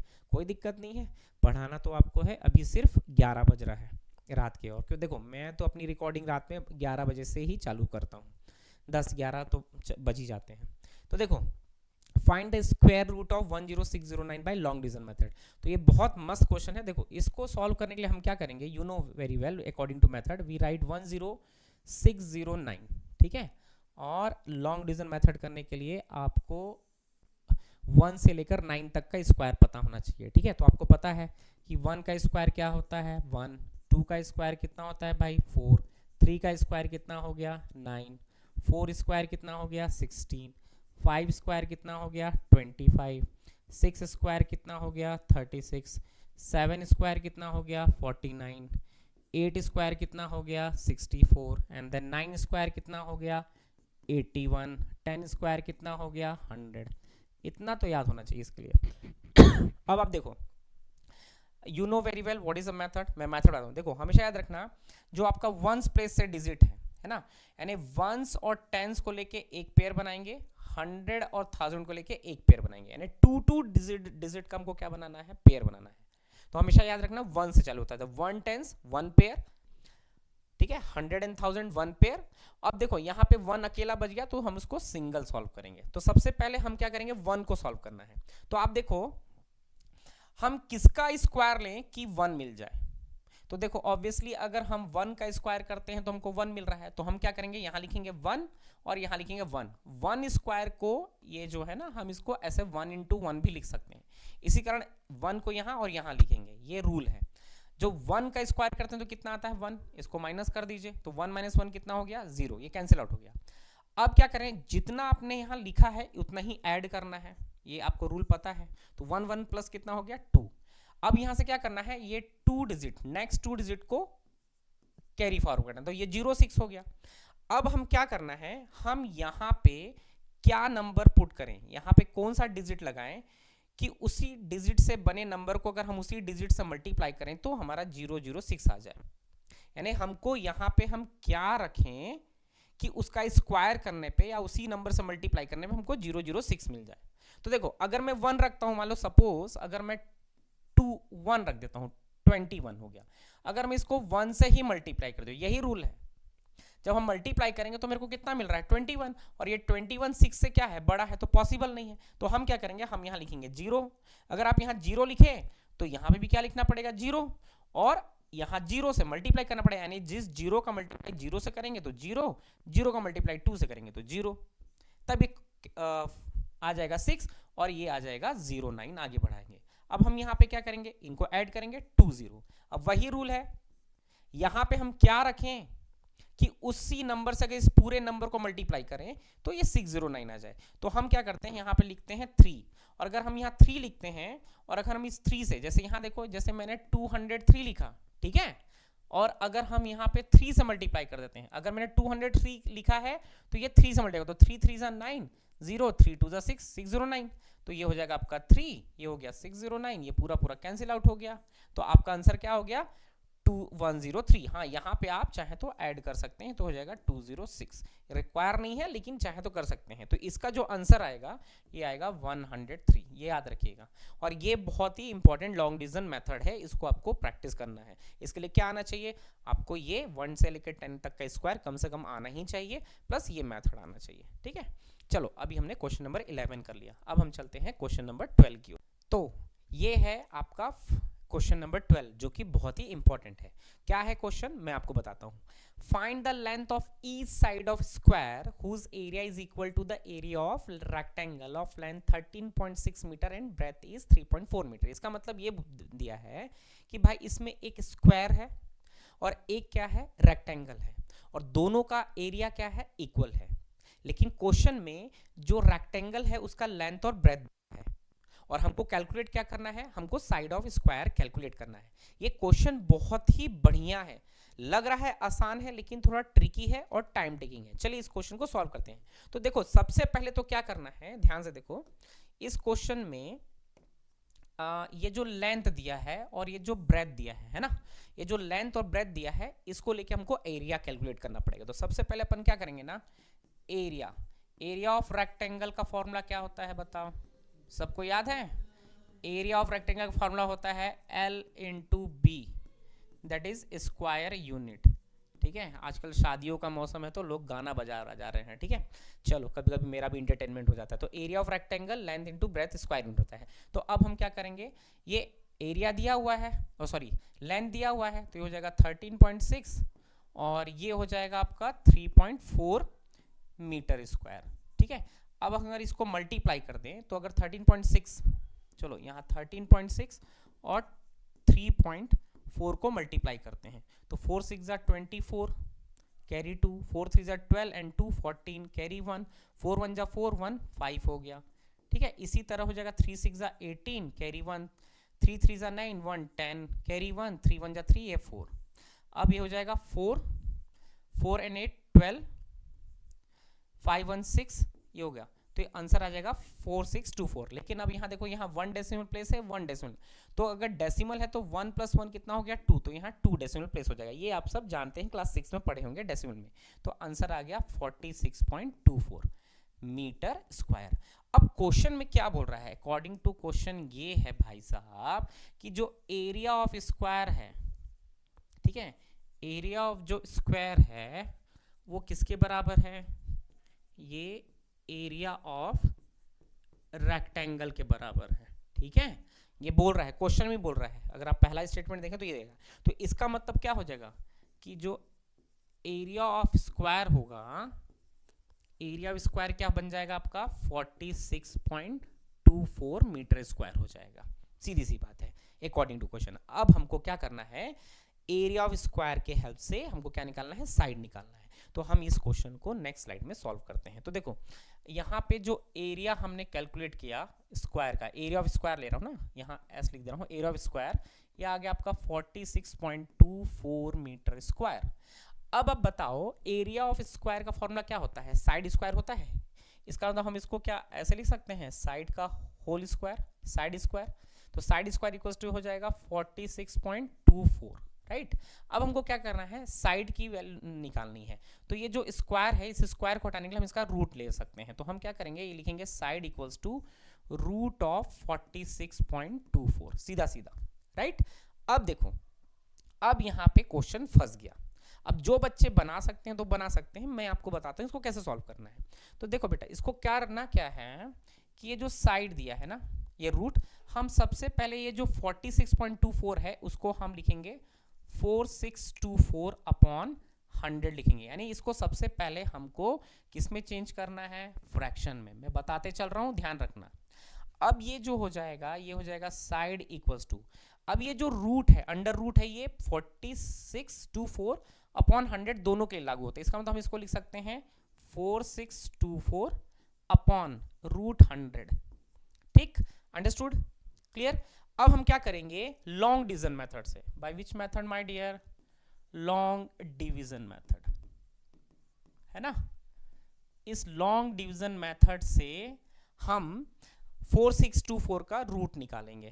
ठीक है, रूट निकालते हैं, स्क्वायर रूट निकालते हैं। तो देखो, अगर हम 4624 है, तो जैसे अभी मैंने सिखाया है, अब मैं थोड़ा फटाफट करता हूं। तो आप देखो ये 46 है, तो 6 का स्क्वायर क्या होता है, जैसे मैं अगर लिखूं 6 का स्क्वायर हो जाता है 36, और अगर मैं 7 का स्क्वायर लिखता हूं तो कितना हो जाता है 49। तो मैं इसको तो ले नहीं सकता, तो मैं किसको लूंगा, 6 को। तो ये हो जाएगा 6, ये हो गया 6, 6 6 36, माइनस करेंगे 0, 4 में से 3 गया 1, यहाँ हो गया आपका 24। ये 6 को ऐड करेंगे कितना आ जाएगा 12। अब बताओ यहाँ किसका मल्टीप्लाई कर दूं कि आ जाए, तो ये हो जाएगा आपका 8, क्योंकि जब आप 128 को इस 8 से मल्टीप्लाई करते हैं तो 8 8 जा 64, 6 8 2 जा 16 एंड 6 22, 2 8 1 जा 2, ये 10, तो आंसर हो गया आपका 8। ये पूरा पूरा कैंसिल आउट हो गया, ठीक है, ये हो गया। आप चाहें तो इसको ऐड कर सकते हैं, तो आंसर कितना आ रहा है 68। यानी जब आप इसको सॉल्व करेंगे तो आ जाएगा 68, और जब आप 100 का रूट निकालते हो, रूट तो ये कितना आ जा रहा है 10, तो हम इसको ले सकते हैं 10। अब आप चाहें तो इसको हम डेसिमल में कन्वर्ट कर सकते हैं, तो ये आ जाएगा 6.8 मीटर, और यही इसका क्या हो जाएगा फाइनल आंसर। यानी कि इस क्वेश्चन में हमने बहुत अच्छी चीज सीखी है, इस तरह से क्वेश्चंस आएंगे तो कैसे सॉल्व करना है। तो और मैंने पहले भी बोला है कि लॉन्ग डिवीजन मेथड बहुत इंपॉर्टेंट है, और वो आपको क्या करना है, प्रैक्टिस करना है। बता दे रहा हूँ एग्जाम से पहले आपको प्रैक्टिस कर लेनी है, ठीक है, राइट। चलो अब हम चलते हैं नेक्स्ट क्वेश्चन में। अब फटाफट क्वेश्चन करते हैं। क्वेश्चन नंबर 13, ये क्वेश्चन नंबर क्या था पहले देख लेते हैं, आई थिंक 12 था ना, हाँ 12, ये हो गया आपका 13। देखो क्वेश्चन नंबर 13 तो मस्त क्वेश्चन है, और ये आईएमपी क्वेश्चन है। देखो ये क्वेश्चन कहाँ का है, आपने एक चैप्टर है आपके में डायरेक्ट और इनडायरेक्ट, ठीक है, डायरेक्ट और इनवर्स प्रोपोर्शन एक चैप्टर है वेरिएशन का, तो वो उस चैप्टर से ये क्वेश्चन है। अब इस क्वेश्चन में क्या बोल रहा है कि मान लो 30 आदमी है, 30 मैन है, और वो किसी फील्ड को कितने दिन में रीप कर रहे हैं, 8 डेज में, ठीक है। रीप का मतलब होता है, देखो जैसे कोई खेत है और खेत में धान मैच्योर हो गया, तो उसको हम जो कटिंग करते हैं और गैदरिंग करते हैं उसको रीप बोलते हैं करना, ठीक है। तो 30 लोग किसी फील्ड को 8 दिन में कर रहे हैं, कंप्लीट कर रहे हैं। तो क्वेश्चन पूछ रहा है in how many days 20 man can do that work, ठीक है। अगर 30 लोग 8 दिन में कर रहे हैं तो 20 लोग कितने दिन में करेंगे। तो ये जो क्वेश्चन है ना, ये भाई साहब इनवर्स का क्वेश्चन है, पहले बता दे रहा हूं। ये किसका क्वेश्चन है, इनवर्स का क्वेश्चन है, याद रखना। और इनवर्स के लिए हम क्या करते हैं, याद रखना, इस टाइप के क्वेश्चन को सॉल्व करने के लिए हम फॉलो करते हैं विच मेथड, बॉक्स मेथड। बहुत जल्दी आंसर आ जाता है, याद रखना। और बॉक्स मेथड में क्या करेंगे, हम एक बॉक्स बनाएंगे पहले इस तरह से, ठीक है, अंडरस्टूड। अब इसमें क्या है, इसमें मैन है और क्या है, डेज है, तो हम यहाँ लिखेंगे मेन, और यहाँ क्या लिखेंगे हम लोग, डेज लिखेंगे। तो इसका मतलब यहाँ पे और यहाँ पे क्या आएंगे, नंबर ऑफ मेन, और यहाँ क्या आएंगे, नंबर ऑफ डेज। तो यहाँ कितने हैं 30 मैन, तो हम यहाँ लिखेंगे 30, कितने दिन में कंप्लीट कर रहे हैं भाई, 8 डेज में, ठीक है, ऐसे भरना है, आपको पता भी है। और ये है how many days can 20 man can reap the field, तो ये बोल रहा है 20, तो यहाँ हो गया 20। अब हमको क्या फाइंड आउट करना है, x, ये डेज, तो हम x ले लिए। अब देखो इसको सॉल्व करने का तरीका मैंने पहले भी वीडियो में बताया है, ये जो बनेगा ये a होगा, और ये क्या होगा b, ये होगा c, और ये होगा d, ये चारों बॉक्स के नेम है। और इनवर्स के लिए हम क्या फॉलो करते हैं पता है ना, a upon c which is equals to d upon b, और इसमें क्रॉस मल्टीप्लीकेशन कर दीजिए, वैल्यू पुट करते हैं। तो a आपका क्या है 30, c क्या है आपका 20, b आपका क्या है, सॉरी d अपॉन b होगा ना, b अपॉन d नहीं होगा, d अपॉन b होगा, d अपॉन b होगा, d upon b, right, d upon b। तो ये हो जाएगा आपका x अपॉन 8। देखो मैं भी थोड़ा सा b और d में कंफ्यूज हो गया, ठीक है ना। ये हो जाएगा आपका b अपॉन d, कि d अपॉन b होगा ना, d अपॉन b होगा। अब हम d आपका x और ये b है, अब इसको हम क्रॉस मल्टीप्लीकेशन कर दे तो ये हो जाएगा 30 इंटू 8, और ये हो गया 20 इंटू एक्स। आप लोग कंफ्यूज मत होना, मैं भी हो जा रहा हूँ, आप मत होना, ठीक है। अब क्या करेंगे, ये हो जाएगा 30 इंटू 8 अपॉन क्या हो जाएगा 20 इक्वल्स टू एक्स। अब कैंसिल आउट करते हैं, ये 2 4 3 ज़ा 12, तो ये हो जाएगा 12 डेज में। इसका मतलब कि जो 20 आदमी लोग हैं उस काम को 12 दिन में कंप्लीट करेंगे, ठीक है। और आपको पता है यार इनवर्स में क्या होता है, ये जो क्वेश्चन है इसमें आप एक चीज याद रखना, अगर मोर मैन है तो क्या होगा, लेस डेज यानी टाइम, और अगर लेस मैन है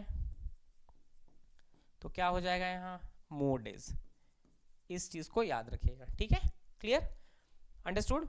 और इनवर्स के लिए इसी मेथड को फॉलो किया जाता है, इसको हमेशा याद रखना, क्या a upon C is equals to D upon B. ठीक ठीक है, चलो अब चलते हैं नेक्स्ट क्वेश्चन की ओर, क्वेश्चन नंबर 14। ये भी क्वेश्चन बहुत मस्त है। ठीक है, ये क्वेश्चन पता है कौन से चैप्टर का है? Time and work. और एक बार बता रहा हूँ, टाइम एंड वर्क से एक क्वेश्चन तो 100% आने वाला है। टाइम एंड वर्क से एक क्वेश्चन 100% आएगा ही आएगा। ठीक है, तो देखो क्या है क्वेश्चन, क्या है इस क्वेश्चन में, एक्स एंड वाई दोनों मिलके किसी काम को कितने दिन में कर रहे हैं? 4 डेज में। फिर से याद रखना, एक्स एंड वाई दोनों मिलके किसी काम को 4 दिन में कर रहे हैं। ठीक, अब उनमें से जो x है उसी काम को कितने दिन में कर रहा है? 12 डेज में। ठीक है, x और y दोनों मिलके कितने दिन में कंप्लीट कर रहे हैं? 4 दिन में। उसी काम को x कितने दिन में कंप्लीट कर रहा है? 12 दिन में। तो हमको निकालना है कि y उसी काम को कितने दिन में करेगा, वही निकालना है। तो देखो इस क्वेश्चन को हम कैसे सॉल्व करते हैं। देखो सबसे पहले तो एकदम मैं इसको शॉर्ट में करवाता हूं, आप स्टेटमेंट लिख लेना। इस क्वेश्चन में क्या दिया है कि जो x और y हैं, x और y हैं वो किसी काम को कितने दिन में कर रहे हैं? भाई 4 डेज में कंप्लीट कर रहे हैं। ठीक है, x और y किसी काम को 4 डेज में कर रहे हैं, तो हमको उन दोनों का एक दिन का काम निकालना है, क्योंकि दोनों मिलके काम कर रहे हैं और उस काम को 4 दिन में कंप्लीट कर देंगे, तो हमको उनका एक दिन का काम निकालना है। तो अकॉर्डिंग टू रूल अगर हम करेंगे तो उनका वो जो 1 डे वर्क होगा ऑफ x एंड y वो क्या हो जाएगा? वो हो जाएगा 1/4। मैं ऐसे ही समझा रहा हूं इसको, है ना। ठीक है, शॉर्ट में ये हो गया आपका। ठीक, अब क्या है यहीं पे आप देखिए कि जो x है वो उसी काम को कितने दिन में कर रहा है? 12 डेज में। तो ये जो x का जो वर्क है वो कितने दिन में कंप्लीट कर रहा है? 12 डेज में। तो हम क्या करेंगे, इस x का 1 डे का वर्क निकालेंगे। तो हम लिखेंगे 1 डे वर्क ऑफ x, तो ये कितना हो जाएगा? 1/12। अब हमको क्या करना है? y का वर्क निकालना है। तो y के लिए हम क्या करेंगे ना, देखो y का वर्क अगर निकालना है तो मेरी बात समझो, दोनों का जो एक दिन का वर्क है वो कितना है? 1/4। तो दोनों के एक दिन के वर्क में से x के एक दिन के वर्क को माइनस कर दो, सीधी सी बात है ना, क्योंकि दोनों मिलके काम कर रहे हैं और एक दिन का काम क्या है? 1/4। उसमें से क्या करना है? x के एक दिन के काम को माइनस कर देना है, तो हो जाएगा 1/12। और जब हम इसको सॉल्व करेंगे तो 4 और 12 का एलसीएम कितना होता है? 12। दिस 12 डिवाइडेड बाय 4 3, और 3 इंटू 1 कितना हो जाएगा? 3, माइनस 12 डिवाइडेड बाय 12 1, 1 इंटू 1 1। जब हम सॉल्व करेंगे 3 माइनस 1 कितना हो गया? 2/12। जब हम सॉल्व करेंगे तो कितना आएगा? 1/6। अब हमको इसका क्या करना है? याद रखना, इसका हमको रेसिप्रोकल करना है। रेसिप्रोकल करेंगे तो कितना आ जाएगा? 6/1, जिसको हम लिख सकते हैं 6। तो इसका मतलब हुआ ये जो y भाई साहब है वो किसी काम को कितने दिन में कर सकता है? 6 डेज में कंप्लीट कर सकता है। इस चीज को याद रखिएगा, ये क्वेश्चन बहुत आसान है, इस टाइप के क्वेश्चन आपसे पूछ सकता है। ठीक है, कैसे क्वेश्चन था कि दो लोग किसी काम को मिलके इतने दिन में करते हैं, उसी काम को अगर एक बंदा इतने दिन में कर रहा है तो हमको निकालना है कि उसी काम को दूसरा बंदा कितने दिन में करेगा। तो इस चीज को आपको ध्यान में रखना है, और ये बहुत ही इंटरेस्टिंग क्वेश्चन है, जरूर प्रैक्टिस करिए और जरूर आएगा ये क्वेश्चन। ठीक है, चलिए इस टाइप के क्वेश्चन आ सकते हैं। ठीक, अब देखते हैं क्वेश्चन नंबर 15। और ये जो क्वेश्चन है बहुत ही इंपॉर्टेंट है, और ये कौन से चैप्टर से है? पॉलीगॉन चैप्टर से। देखो क्वेश्चन क्या है मैं समझाता हूं।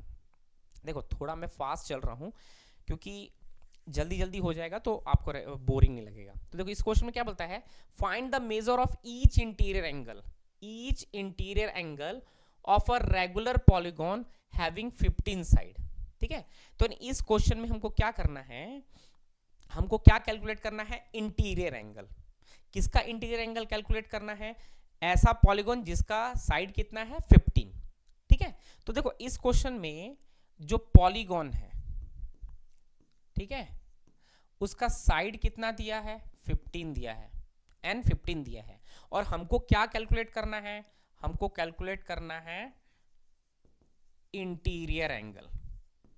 ठीक है, इंटीरियर एंगल कैलकुलेट करना है। तो आपको पता होगा कि भाई अगर हमको इंटीरियर एंगल कैलकुलेट करना है तो ये एक फॉर्मूला से आ जाएगा, और वो फॉर्मूला का जो फॉर्मूला है वो है 180 डिग्री माइनस एक्सटीरियर एंगल। ठीक है, अगर आपको ये फॉर्मूला पता है तो आप इजिली इंटीरियर एंगल कैलकुलेट कर सकते हैं। तो देखो कैसे सॉल्व करेंगे। अब देखो थोड़ा सा ट्रिकी है, क्योंकि इसमें क्या ना हमको दो फॉर्मूला फॉलो करना है। तो ये क्या दिया है, interior angle equal to 180 minus exterior angle. तो ये तो वह रहा 180 डिग्री माइनस, आपने पॉलीगॉन चैप्टर जब पढ़ा होगा तो उसमें एक्सटीरियर एंगल कैलकुलेट करने का भी एक फॉर्मूला है, और वो फॉर्मूला है आपका 360 डिग्री बाय एन, ये फॉर्मूला है। तो ये जो एक्सटीरियर एंगल है ना, एक्सटीरियर एंगल की जगह पे हम ये फॉर्मूला को लिखेंगे, तो ये हो जाएगा आपका 360 डिग्री बाय एन। अब हम इसको सॉल्व करते हैं। अब आप देखो क्वेश्चन में एन की वैल्यू कितनी दी हुई है, 15। एन कितना दिया है, 15, तो हम यहां लिखेंगे 180 डिग्री माइनस 360 अपॉन 15। अब जब ये 360 15 को आप सॉल्व करेंगे तो कितना आएगा, आप चाहें तो इसको सॉल्व कर सकते हैं। कितना आएगा बताइए, 15 1 जा 15, 15 2 जा 36, 15 4 जा, ये कितना हो गया 24 डिग्री। ठीक है, आप चाहें तो एक बार क्रॉस चेक कर सकते हैं, 15 2 जा 36 और 15 4 जा 60। ठीक है, तो ये 24 हो गया। तो हम यहां लिखेंगे दैट इज 180 माइनस 24, राइट। अब हम इसको माइनस कर लो तो 10 में से 4 गया, कितना बचेगा 6, और ये 7 में से 2 गया, कितना हो गया 5, तो ये हो गया 156 डिग्री। तो इस क्वेश्चन का जो इंटीरियर एंगल होगा वो होगा 156 डिग्री। याद रखिएगा ये क्वेश्चन बहुत ही इंपॉर्टेंट है, और जैसे मैंने बताया जो इंपॉर्टेंट मेरे को क्वेश्चन जो इंपॉर्टेंट लग रहा है वो मैंने आपको यहाँ बता दिया है कि ये इंपॉर्टेंट है, इस टाइप के क्वेश्चन आ सकते हैं। ठीक, तो इसमें हमको दो चीज समझ में आया, क्या कि भैया इंटीरियर एंगल का फॉर्मूला क्या होता है 180 माइनस एक्सटीरियर एंगल, और एक्सटीरियर एंगल का फॉर्मूला क्या होता है 360 डिग्री बाई एन होता है। ठीक है, क्लियर, कोई doubt? No doubt, I hope आप सभी को समझ में आ रहा होगा। चलिए अब चलते हैं question number 6। So question number 16, ठीक है, क्या है क्वेश्चन मैं बताता हूँ। In this question a match box, match box जानते हैं ना, माचिस, ठीक है, जो हम लोग पूजा में यूज करते हैं, अपने रसोई में किचन में यूज करते हैं। ठीक है, a match box whose dimension that means length, breadth and height are given। Length कितना है 4 सेंटीमीटर, ब्रेथ कितना है 2.5 सेंटीमीटर, और हाइट कितना है आपका 1.5 सेंटीमीटर है। Then the question is what will be the volume of packet containing 12 such match box. तो ये बोल रहा है कि भाई मेरे पास एक क्या है मैच बॉक्स है जिसका लेंथ, ब्रेथ और हाइट दिया हुआ है। ठीक है, तो हमको निकालना है कि अगर मैं ऐसे 12 मैच बॉक्स, ये कितना है 1, इसी तरह से अगर मैं 12 मैच बॉक्स को किसी पैकेट में अगर मैं पैक करता हूं तो उसका वॉल्यूम क्या होगा, ये पहले निकालना है।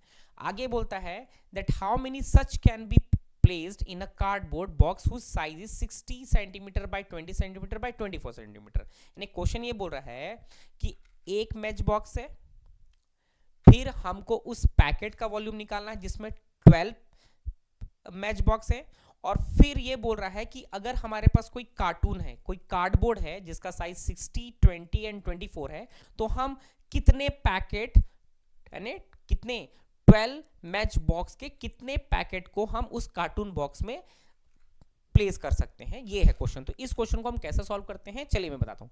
सबसे पहले तो हम क्या करेंगे ना, सबसे पहले हमको वॉल्यूम ऑफ क्यूबॉइड लिखना है which is L into B into H.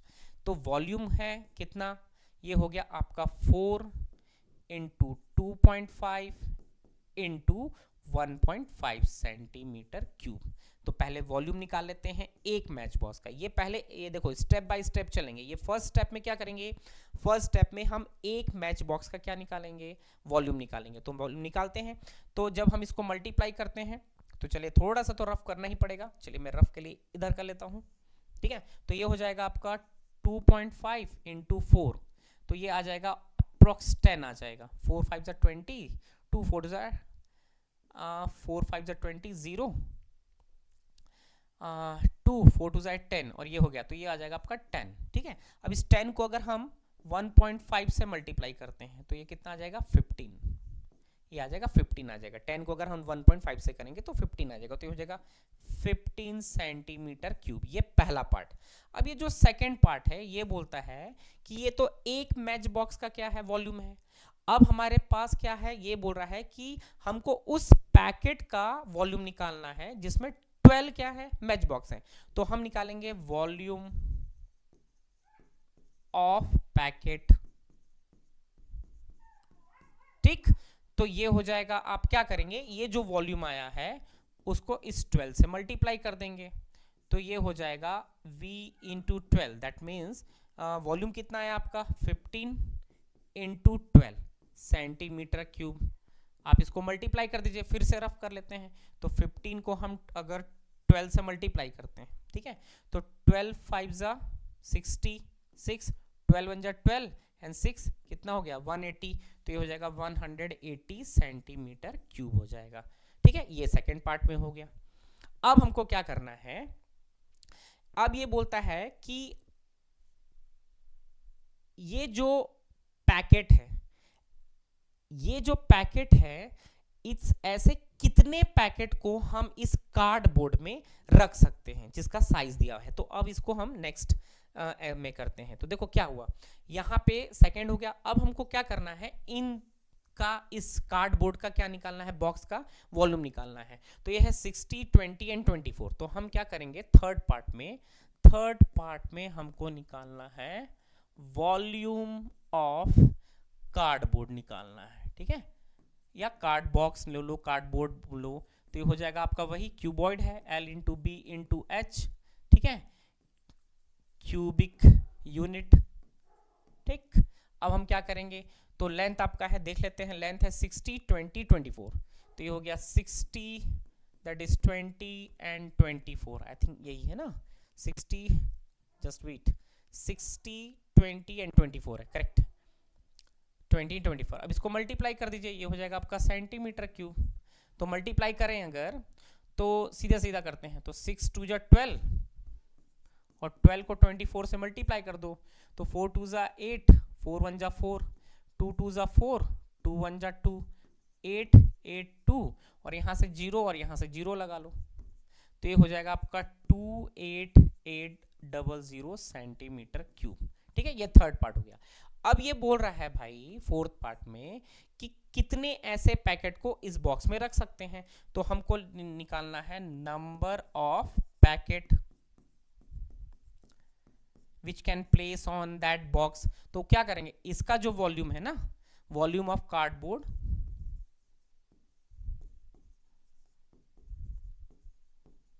Card box है ना, उसको हम क्या करेंगे, वॉल्यूम ऑफ पैकेट से डिवाइड कर देंगे।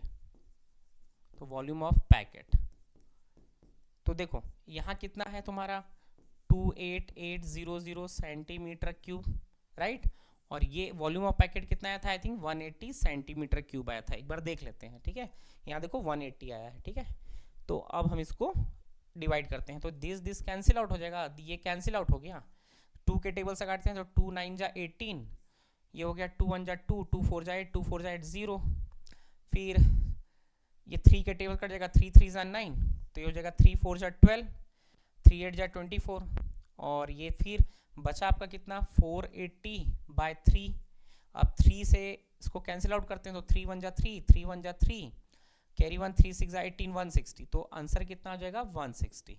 तो ये जो क्वेश्चन है कुछ इस तरह से बनेगा। तो फिर से एक बार देख लो इस क्वेश्चन को। सबसे पहले क्या है, पहला स्टेप में क्या करेंगे, volume of one match box निकालेंगे, कितना आया 15 सेंटीमीटर क्यूब। फिर हम क्या करेंगे, एक का वॉल्यूम आ गया, अब हमको क्या निकालना है, 12 का निकालना है, क्योंकि उसी पैकेट में जाएगा। तो 12 का कितना हो गया 180 सेंटीमीटर क्यूब। फिर क्या करना है, हमको कार्ड बॉक्स का निकालना है, कार्टून का निकालना है, दैट इज 28800 सेंटीमीटर क्यूब। ठीक है, और उसके बाद क्या करना, नंबर ऑफ पैकेट निकालने के लिए हम क्या करेंगे, वॉल्यूम ऑफ कार्ड बॉक्स को वॉल्यूम ऑफ पैकेट से डिवाइड कर देंगे। आंसर कितना आएगा 160, यानी उस बॉक्स में 160 ऐसे पैकेट को हम रख सकते हैं। आई होप आपको समझ में आ गया। चलिए अब चलते हैं नेक्स्ट क्वेश्चन की ओर, क्वेश्चन नंबर 17। और ये क्वेश्चन बहुत ही इंपॉर्टेंट है और ये क्वेश्चन क्वाड्रिलेटरल चैप्टर का है, याद रखना, बहुत ही इंपॉर्टेंट चैप्टर है ये, और ये क्वेश्चन आ सकता है, ठीक है, आ सकता है। चलिए इसको सॉल्व करते हैं। देखो इस क्वेश्चन में क्या बोलता है, prove that the sum of the angles of quadrilateral is 360 degree. ठीक, तो देखो इसको कैसे सॉल्व करना है। इसमें क्या है, आपके पास एक क्वाड्रिलेटरल है और क्वाड्रिलेटरल में कितने एंगल्स होते हैं, 4 एंगल होते हैं और चारों का सम 360 होता है, उसको हमको प्रूफ करना है। तो इसके लिए हम क्या करेंगे, देखो सबसे पहले तो हमको गिवन लिखना है, क्योंकि ये प्रूविंग वाला क्वेश्चन है तो थोड़ा सा लिखना पड़ेगा, ठीक है। तो गिवन में हम क्या करेंगे, लिखेंगे that A B C D is a quadrilateral, right, ये आप लिख लो और आप यहां पे एक ड्रॉ कर लो क्वाड्रिलेटरल, ये आपने ड्रॉ कर लिया, that is A B C and D, ठीक है, ये दिया हुआ है। अब आपको प्रूफ क्या करना है, तो हम यहां लिखेंगे टू प्रूफ, क्या प्रूफ करना है, that angle A plus angle B plus angle C plus angle D is equals to 360 degree, ये प्रूफ करना है। यानी कि ये जो एंगल है, एंगल बी, एंगल सी और एंगल डी, इन चारों का सम 360 प्रूफ करना है। अब प्रूफ करने के लिए हमको क्या करना पड़ेगा, थोड़ा सा कंस्ट्रक्शन करना पड़ेगा, बिना कंस्ट्रक्शन के होगा नहीं। तो देखो क्वाड्रिलेटरल में कितने डायगोनल होते हैं बच्चों, 2 डायगोनल होते हैं। तो हम क्या करेंगे, किसी एक डायगोनल को ऐड करेंगे। तो जब आप किसी एक डायगोनल को यहां ड्रॉ करते हैं AC, तो यहां क्या होता है, ये जो एंगल है ना, ये यहां पे 2 एंगल बन जाते हैं, तो ये हो जाएगा एंगल 1 और ये 2। इसी तरह ये बन जाएगा आपका 3 और ये क्या बन जाएगा 4, ऐसे मार्क करना है। तो कंस्ट्रक्शन में हम क्या लिखेंगे, हम लिखेंगे ज्वाइन AC, ठीक, अंडरस्टूड, क्लियर हो गया। अब हमको क्या करना है, देखो जब आप AC ज्वाइन करते हैं तो आपको कुछ मिलता है, तो हम यहां लिखेंगे वी गेट, क्या मिल गया भाई, हमको ये मिल गया कि अगर हम एंगल 1 और एंगल 2 को ऐड कर दें तो क्या मिल जाएगा, एंगल A, यहां देखो 1 और 2, अगर ये 1 है ये 2 है, दोनों को ऐड करेंगे तो क्या मिल रहा है A। इसी तरह अगर हम 3 और 4 को ऐड करें तो क्या मिल रहा है, एंगल C। तो we can write angle 3 plus angle 4 equals to angle C, ये हमको मिल गया। अब हम क्या करते हैं, इसको नेक्स्ट स्टेप में सॉल्व करते हैं। तो देखो इसको सॉल्व करने के लिए क्या करते हैं, ध्यान से देखो, सबसे पहले तो मैं फिगर फी ड्रॉ कर देता हूं, बिना फिगर के आपको समझ में आएगा नहीं, यहां हम फी ड्रॉ कर देते हैं, ठीक है। धीरे धीरे बेटा सब समझ में आएगा, चिंता मत करो, ठीक है। अब देखो अगर आप इस क्वाड्रिलेटरल को देखें तो यहाँ पे 2 ट्राइंगल बन रहे हैं। तो देखो ये आपका पहला ट्राइंगल है और इधर आपके दूसरे ट्राइंगल हैं, 2 ट्राइंगल इसमें। तो हम क्या करेंगे, सबसे पहले इन ट्राइंगल ABC मिलेंगे, ठीक है। और बताओ किसी भी ट्राइंगल में कितने एंगल होते हैं, 3 एंगल्स होते हैं और तीनों का सम कितना होता है, 180 डिग्री। तो हम यहाँ लगाएंगे एंगल सम प्रॉपर्टी, तो हम लिखेंगे bye angle sum property, right, of triangle, लिखना मत भूलना, यहाँ सिंबल बना सकते हैं। तो इसका मतलब हुआ अगर मैं angle 2 plus angle B plus angle 4 करूं, आप देखो तो ये कितना आएगा, 180 डिग्री, इसको बोलेंगे इक्वेशन 1, राइट।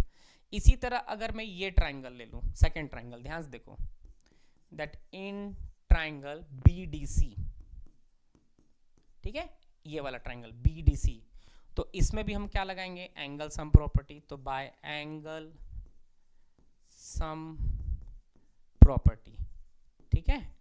तो एंगल सम प्रॉपर्टी से क्या हो जाएगा, angle 1 plus angle D plus angle 3 कितना हो जाएगा, 180 डिग्री हो जाएगा, ये हो जाएगा इक्वेशन 2, ठीक है। अब क्या करना है, देखो 2 इक्वेशन मिल गया, अब हमको क्या करना है, नेक्स्ट स्टेप में दोनों को ऐड करना है, ऐड इक्वेशन 1 एंड 2 दोनों को ऐड कर देते हैं। तो ऐड करने का तरीका क्या है ना, मैं पहले बताता रहा हूँ। ये LHS को LHS से ऐड करना है और RHS को RHS से। तो जब आप इसको ऐड करेंगे तो देखो कैसे लिखेंगे। सबसे पहले लिखेंगे हम लोग angle 2 plus angle B plus angle 4 plus LHS को LHS के साथ ऐड कर रहे हैं तो यहाँ हो जाएगा फिर angle 1 plus angle D plus angle 3, ठीक है, इक्वल टू, और ये RHS 180 यहाँ लिख लो आप, 180 प्लस 180 ऐसे ऐड करते हैं, याद रखना। LHS को LHS से, RHS को RHS से ऐड करते हैं। अब यहाँ ध्यान से देखो, ये 2 है और ये 1 है। अगर 2 और 1 को ऐड करें तो कितना आ जाएगा, एंगल A। कैसे, ध्यान से देखो, अगर यहाँ पे ये जो एंगल A है और ये जो एंगल 2 है, सॉरी 1 और 2 है, इसको ऐड करेंगे तो कितना आ रहा है, एंगल A। ऑलरेडी यहाँ एंगल B है तो यहाँ लिख लो एंगल B।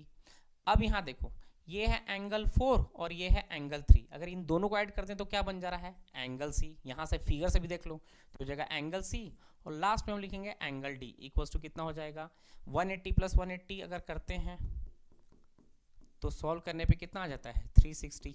और यही हमको क्या करना था, प्रूव करना था, ठीक है। तो हम लिख सकते हैं हैंस प्रूव्ड, ठीक है।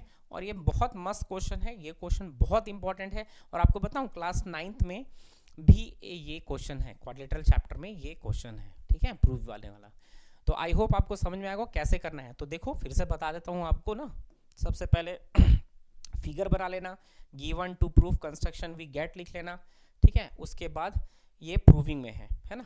हाँ, यहाँ पे क्या लिखना, जब प्रूफ करने जाओगे तो यहाँ लिखना प्रूफ, ठीक है, प्रूफ लिखना ये, ठीक है। तो आपको 4 to 5 मार्क्स तो मिल ही जाएंगे, ठीक, समझ में आ रहा है ना।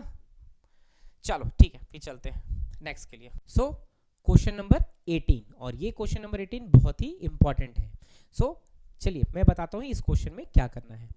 Locate the points P, just wait ना, लेट मी, देखो, locate the points P, Q, R and S on a graph sheet and write the coordinate of the point intersection of the line segment PQ and RS। देखो क्या है, इस question में हमको एक graph sheet लेना है और ग्राफ शीट में हमको ये 4 पॉइंट लोकेट करना है। तो जब आप ये 4 पॉइंट को लोकेट करेंगे तो आपको क्या करना है कि आपको P और Q को ज्वाइन करना है, तो आपको फर्स्ट लाइन सेगमेंट मिलेगा, ठीक है। इसी तरह आपको R और S को क्या करना है, ज्वाइन करना है, तो आपको क्या मिलेगा, सेकेंड लाइन सेगमेंट मिलेगा। और आप देखेंगे कि जब आप दोनों लाइन सेगमेंट को बनाते हैं तो वो एक दूसरे को इंटरसेक्ट करेंगे, और जब वो इंटरसेक्ट करेंगे तो वो जो पॉइंट है, इंटरसेक्शन जो ये पॉइंट है, इस पॉइंट का हमको क्या लिखना है, कोऑर्डिनेट लिखना है, ठीक है। ये है आपका क्वेश्चन। तो इस क्वेश्चन को मैंने ऑलरेडी आपके लिए ड्रॉ करके रखा हुआ है, क्यों, क्योंकि थोड़ा सा समय हम कम लगे इसलिए। तो चलिए देखते हैं कि इस क्वेश्चन को हमको कैसे सॉल्व करना है।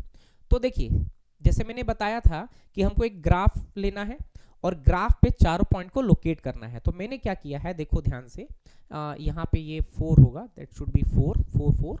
तो देखो यहाँ पे क्या है, ये आपका P क्या है, 4 4 है ना, वो 3 नहीं होगा, 4 होगा। तो यहाँ देखो ये x का 4 है और ये y का 4 है, तो यहाँ पे ये लोकेट हो गया, right, this is the point. इसी तरह Q क्या दिया है, 1 0, तो ये आपका Q हो गया 1 0। R क्या है, 0 4, तो देखो ये हो गया आपका 0 4 R, और S हो गया 4 1, ये 4 1। अब आपको क्या करना है, P से Q को मिलाना है, तो एक लाइन सेगमेंट मिल गया PQ, ठीक है, ये आपका हो गया फर्स्ट PQ, और दूसरा आपको R और S को ज्वाइन करना है, तो क्या मिल जाएगा, RS, ठीक है।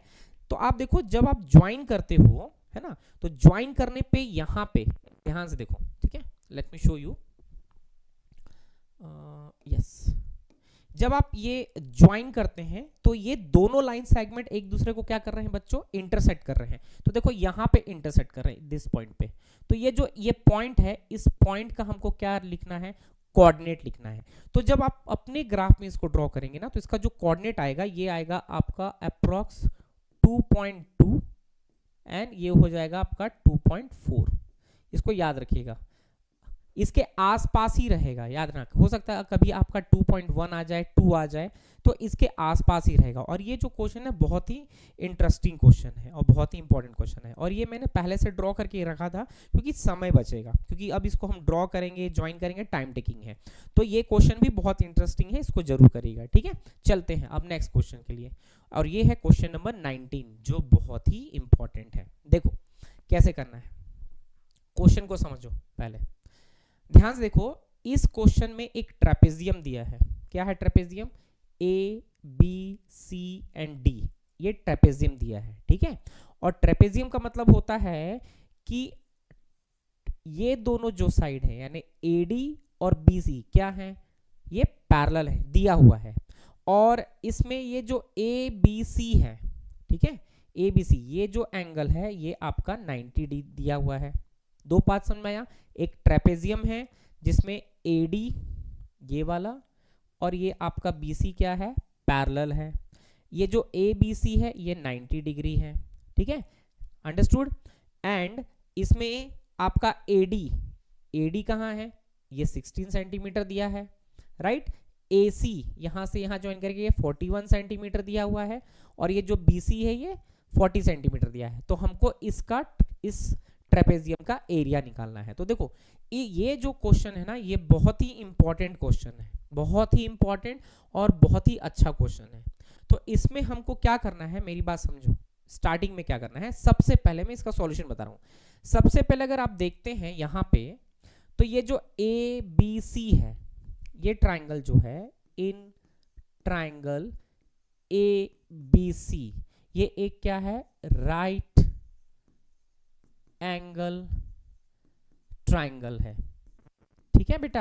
ये एक राइट एंगल ट्राइंगल है, क्योंकि ये 90 है तो राइट एंगल ट्राइंगल है। अगर हम इस ट्राइंगल को देखें तो यहाँ जो ये 41 है ये हाइपोटेनस है, और ये जो 40 है वो क्या है, बेस दिया है। तो ये जो AB होगा ना, ये क्या हो जाएगा आपका, परपेंडिकुलर हो जाएगा। इसका मतलब हमको ट्राइंगल ABC में पाइथागोरस थ्योरम फॉलो करना है, और पाइथागोरस थ्योरम फॉलो करने के बाद हमको AB कैलकुलेट करना है जो हमारा परपेंडिकुलर होगा। तो हम क्या करेंगे, जो पाइथागोरस थ्योरम है, you know very well that h square equals to p square plus b square, ये हमको फॉलो करना है। अब हम क्या करते हैं, इस ट्राइंगल के अकॉर्डिंग हम साइड्स को रखते हैं। तो जो h है वो आपका क्या है, दिस AC स्क्वायर, परपेंडिकुलर क्या है, AB, तो we can write this AB का होल स्क्वायर, बेस क्या है आपका, BC स्क्वायर, राइट। अब हम क्या करते हैं, इसमें वैल्यू पुट करते हैं। तो AC कितना है बेटा, 41 का होल स्क्वायर, राइट। AB क्या है, हमको कैलकुलेट करना है AB, और जो AB कैलकुलेट करना है वही क्या होगा, ट्रेपेजियम का हाइट होगा, ये आप पहले बता दे रहा हूं। तो AB स्क्वायर प्लस BC क्या दिया है आपका, 40 का होल स्क्वायर। अब हम क्या करते हैं, हम लिखते हैं 41 का होल स्क्वायर, इसको ट्रांसफर करते हैं, दिस प्लस 40 स्क्वायर को इधर ट्रांसफर करेंगे तो आ जाएगा 40 का square minus 40 square equals to this AB square, right. अब देखो ये जो है 41 स्क्वायर माइनस 40 स्क्वायर, आपने ये आइडेंटिटी पढ़ी होगी, that is A square minus B square, पढ़ी है ना, राइट, अंडरस्टूड। हम चाहें तो हम इसको उससे भी सॉल्व कर सकते हैं, ठीक। तो अगर हम इसको भी सॉल्व करेंगे तो कोई गलत नहीं है, A plus B into A minus B के फॉर्म से हम इसको आंसर निकाल सकते हैं। लेकिन अगर हम चाहें तो इसको डायरेक्ट मेथड से भी निकाल सकते हैं। तो अगर आपके स्कूल में आपके टीचर ने ऐसा सिखाया तो आप ऐसे भी कर सकते हैं, हम चाहें तो इसको ऐसे कर सकते हैं। तो देखो अब हम इसको आगे चलते हैं, नेक्स्ट स्लाइड में इसको सॉल्व करते हैं।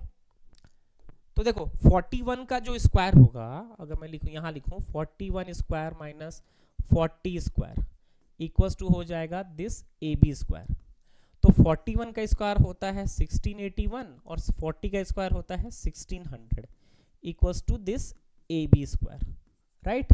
1681 में से 1600 घटाएंगे तो कितना आ जाएगा, 81 इक्वल्स टू कितना हो जाएगा, दिस AB स्क्वायर।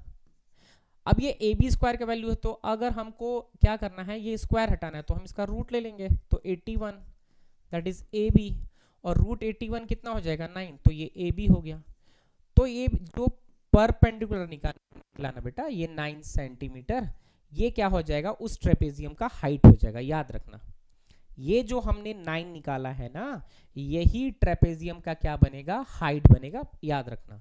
अब हमको क्या निकालना है, एरिया ऑफ ट्रेपेजियम। तो एरिया ऑफ ट्रेपेजियम का फॉर्मूला आपको पता है, that is 1/2 into sum of parallel sides into हमने क्या पढ़ा है, हाइट। बस इस फॉर्मूला में वैल्यू पुट कर दीजिए, तो ये हो जाएगा area equals to half into sum of parallel side. अब अगर आप फिगर में देखें तो कितना दिया है, देखो ये 16 दिया है और ये 40 दिया है, दोनों को ऐड कर दीजिए तो हो जाएगा आपका 16 + 40। और हाइट हमने क्या निकाला है, मैंने बताया वो जो परपेंडिकुलर निकलेगा वही हाइट होगा, तो ये हो गया आपका 9।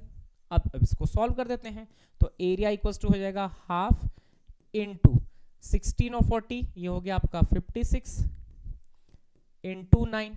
देन एरिया इक्वल्स टू, ये इसको कैंसिल आउट करेंगे तो कितना आएगा, 28 इनटू 9।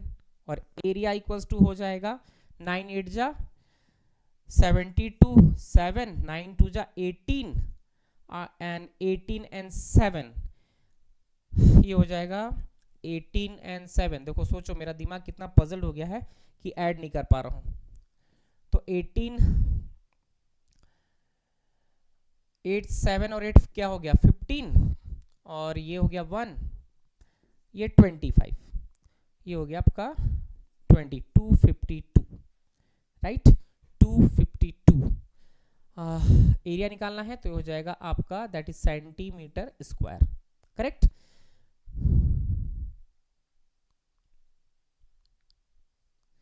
तो आंसर होगा आपका, कैलकुलेट करेंगे तो ये आ जाएगा 252 सेंटीमीटर स्क्वायर। सोचो कंटिन्यू पढ़ाने से कितना दिमाग पजल हो जाता है कि मैं भी अटक जा रहा हूँ, थोड़ा कहीं ना कहीं परेशान हो जा रहा हूँ कंटिन्यू रिकॉर्डिंग करते करते। ठीक है, कोई दिक्कत नहीं, चलो इतनी तो मेहनत करनी, तभी ना आदत बनेगी, जब मेहनत करेंगे तब ना सीखेंगे। ठीक है, तो देखो मेरा ये कहना, बिना मेहनत किए तो कुछ ना मिलना जिंदगी में भाई, मेरे को तो ये पता है, तो इसलिए मैं आपको भी बता रहा हूँ मेहनत करना है। ठीक है, चलो ठीक है, फिर तो एक बार चेक कर लेते हैं सब सही है। 9 आया, पुट किए, और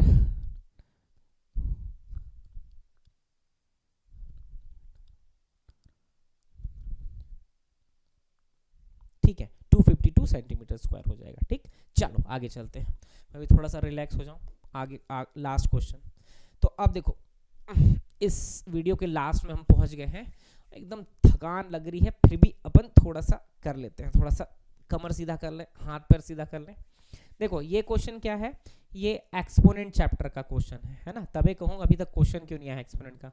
तो the question is find the value of x for which 5/3 to the power -4 into 5/3 to the power -5 which is equal to 5/3 to the power 3x। अब इसको हमको क्या करना है, इस क्वेश्चन में हमको इस x की वैल्यू को कैलकुलेट करना है। ठीक है, बहुत मस्त क्वेश्चन है। देखो तुम लोग एक लॉ पढ़े होगे, लॉ ऑफ एक्सपोनेंट, ये पढ़े होगे, that a/b to the power m into a/b to the power n is equals to a/b to the power m plus n। इसका मतलब हुआ अगर बेस सेम है, मल्टीप्लाई हो रहा है तो पावर ऐड हो जाएंगे, ये आपका है रूल है। इसी रूल से हम इसको सॉल्व करते हैं। तो देखो कैसे सॉल्व करना है, सॉल्व कर देता हूँ फटाफट।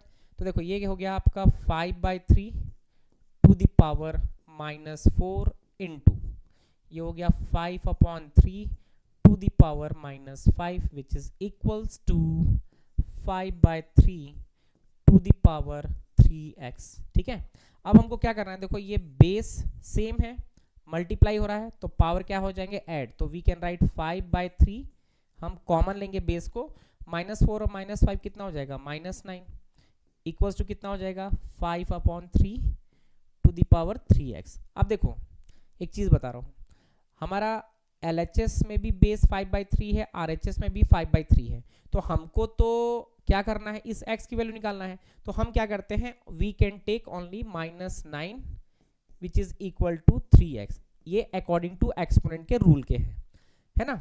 अब हम क्या करेंगे, इस 3 को इधर ट्रांसफर करेंगे तो -9/3 इक्वल टू क्या हो जाएगा x, और जब सॉल्व करेंगे तो कितना आ जाएगा -3, तो आंसर हो गया -3। ठीक, आई होप यू अंडरस्टूड। चलो तो अब हमने टोटल 20 क्वेश्चंस कर लिए हैं, और पता है ये 20 क्वेश्चंस करने में मुझे कम से कम 2 घंटा लग गया। 2 घंटे का ये मेरा सेशन हो गया कम से कम, मुझे लग रहा है। ठीक है, चलो तो आज हमने क्या कंप्लीट कर लिया? आज हमने बहुत बड़ा काम कंप्लीट कर लिया। क्या? हमने पूरे 3 मार्क्स के क्वेश्चंस कर लिए, और सारे मेरे को लगते हैं सारे क्वेश्चन इंपॉर्टेंट हैं। और मैं जितने आज, जैसे अगर मैं बोलूँ 20 क्वेश्चन अगर मैंने आपको करवाया है, तो कम से कम समझ लो 10 क्वेश्चन तो आपके फंसेंगे ही फंसेंगे। 10 क्वेश्चन 100% फंसेंगे। और मैं आपको बताऊं, अगर आपने मेरा फर्स्ट वीडियो, सेकंड वीडियो और ये वीडियो देख लिया, और आने वाला जो वीडियो है 4 मार्क्स के, उसको है ना, वो अगर आपने पूरे वीडियो देख लिया, तो आप समझ लें कि आपके मैथ्स के पेपर बहुत अच्छे जाएंगे। और आपने अगर ये सारे क्वेश्चन सॉल्व कर लिए, तो 100% आपके अच्छे मार्क्स आएंगे। क्या होगा? एक तो आपको आइडिया भी हो जाएगा, है ना, और क्वेश्चन पेपर की भी प्रैक्टिस हो जाएगी, आपका रिकॉल भी हो जाएगा क्विक एंड फास्ट। ठीक है, क्योंकि इतने कम समय में तो आप, मेरे को नहीं लगता कि आप पूरे चैप्टर को फिर से पढ़ पाएंगे। तो ठीक है, फिर आज के लिए बस इतना ही। मिलते हैं नेक्स्ट वीडियो में, और नेक्स्ट वीडियो में मैं आपको सॉल्व कराऊंगा 4 मार्क्स के क्वेश्चन। हाँ, और वो है कि थोड़ा टाइम लगेगा। चलो मिलते हैं फिर, bye, take care, all the best.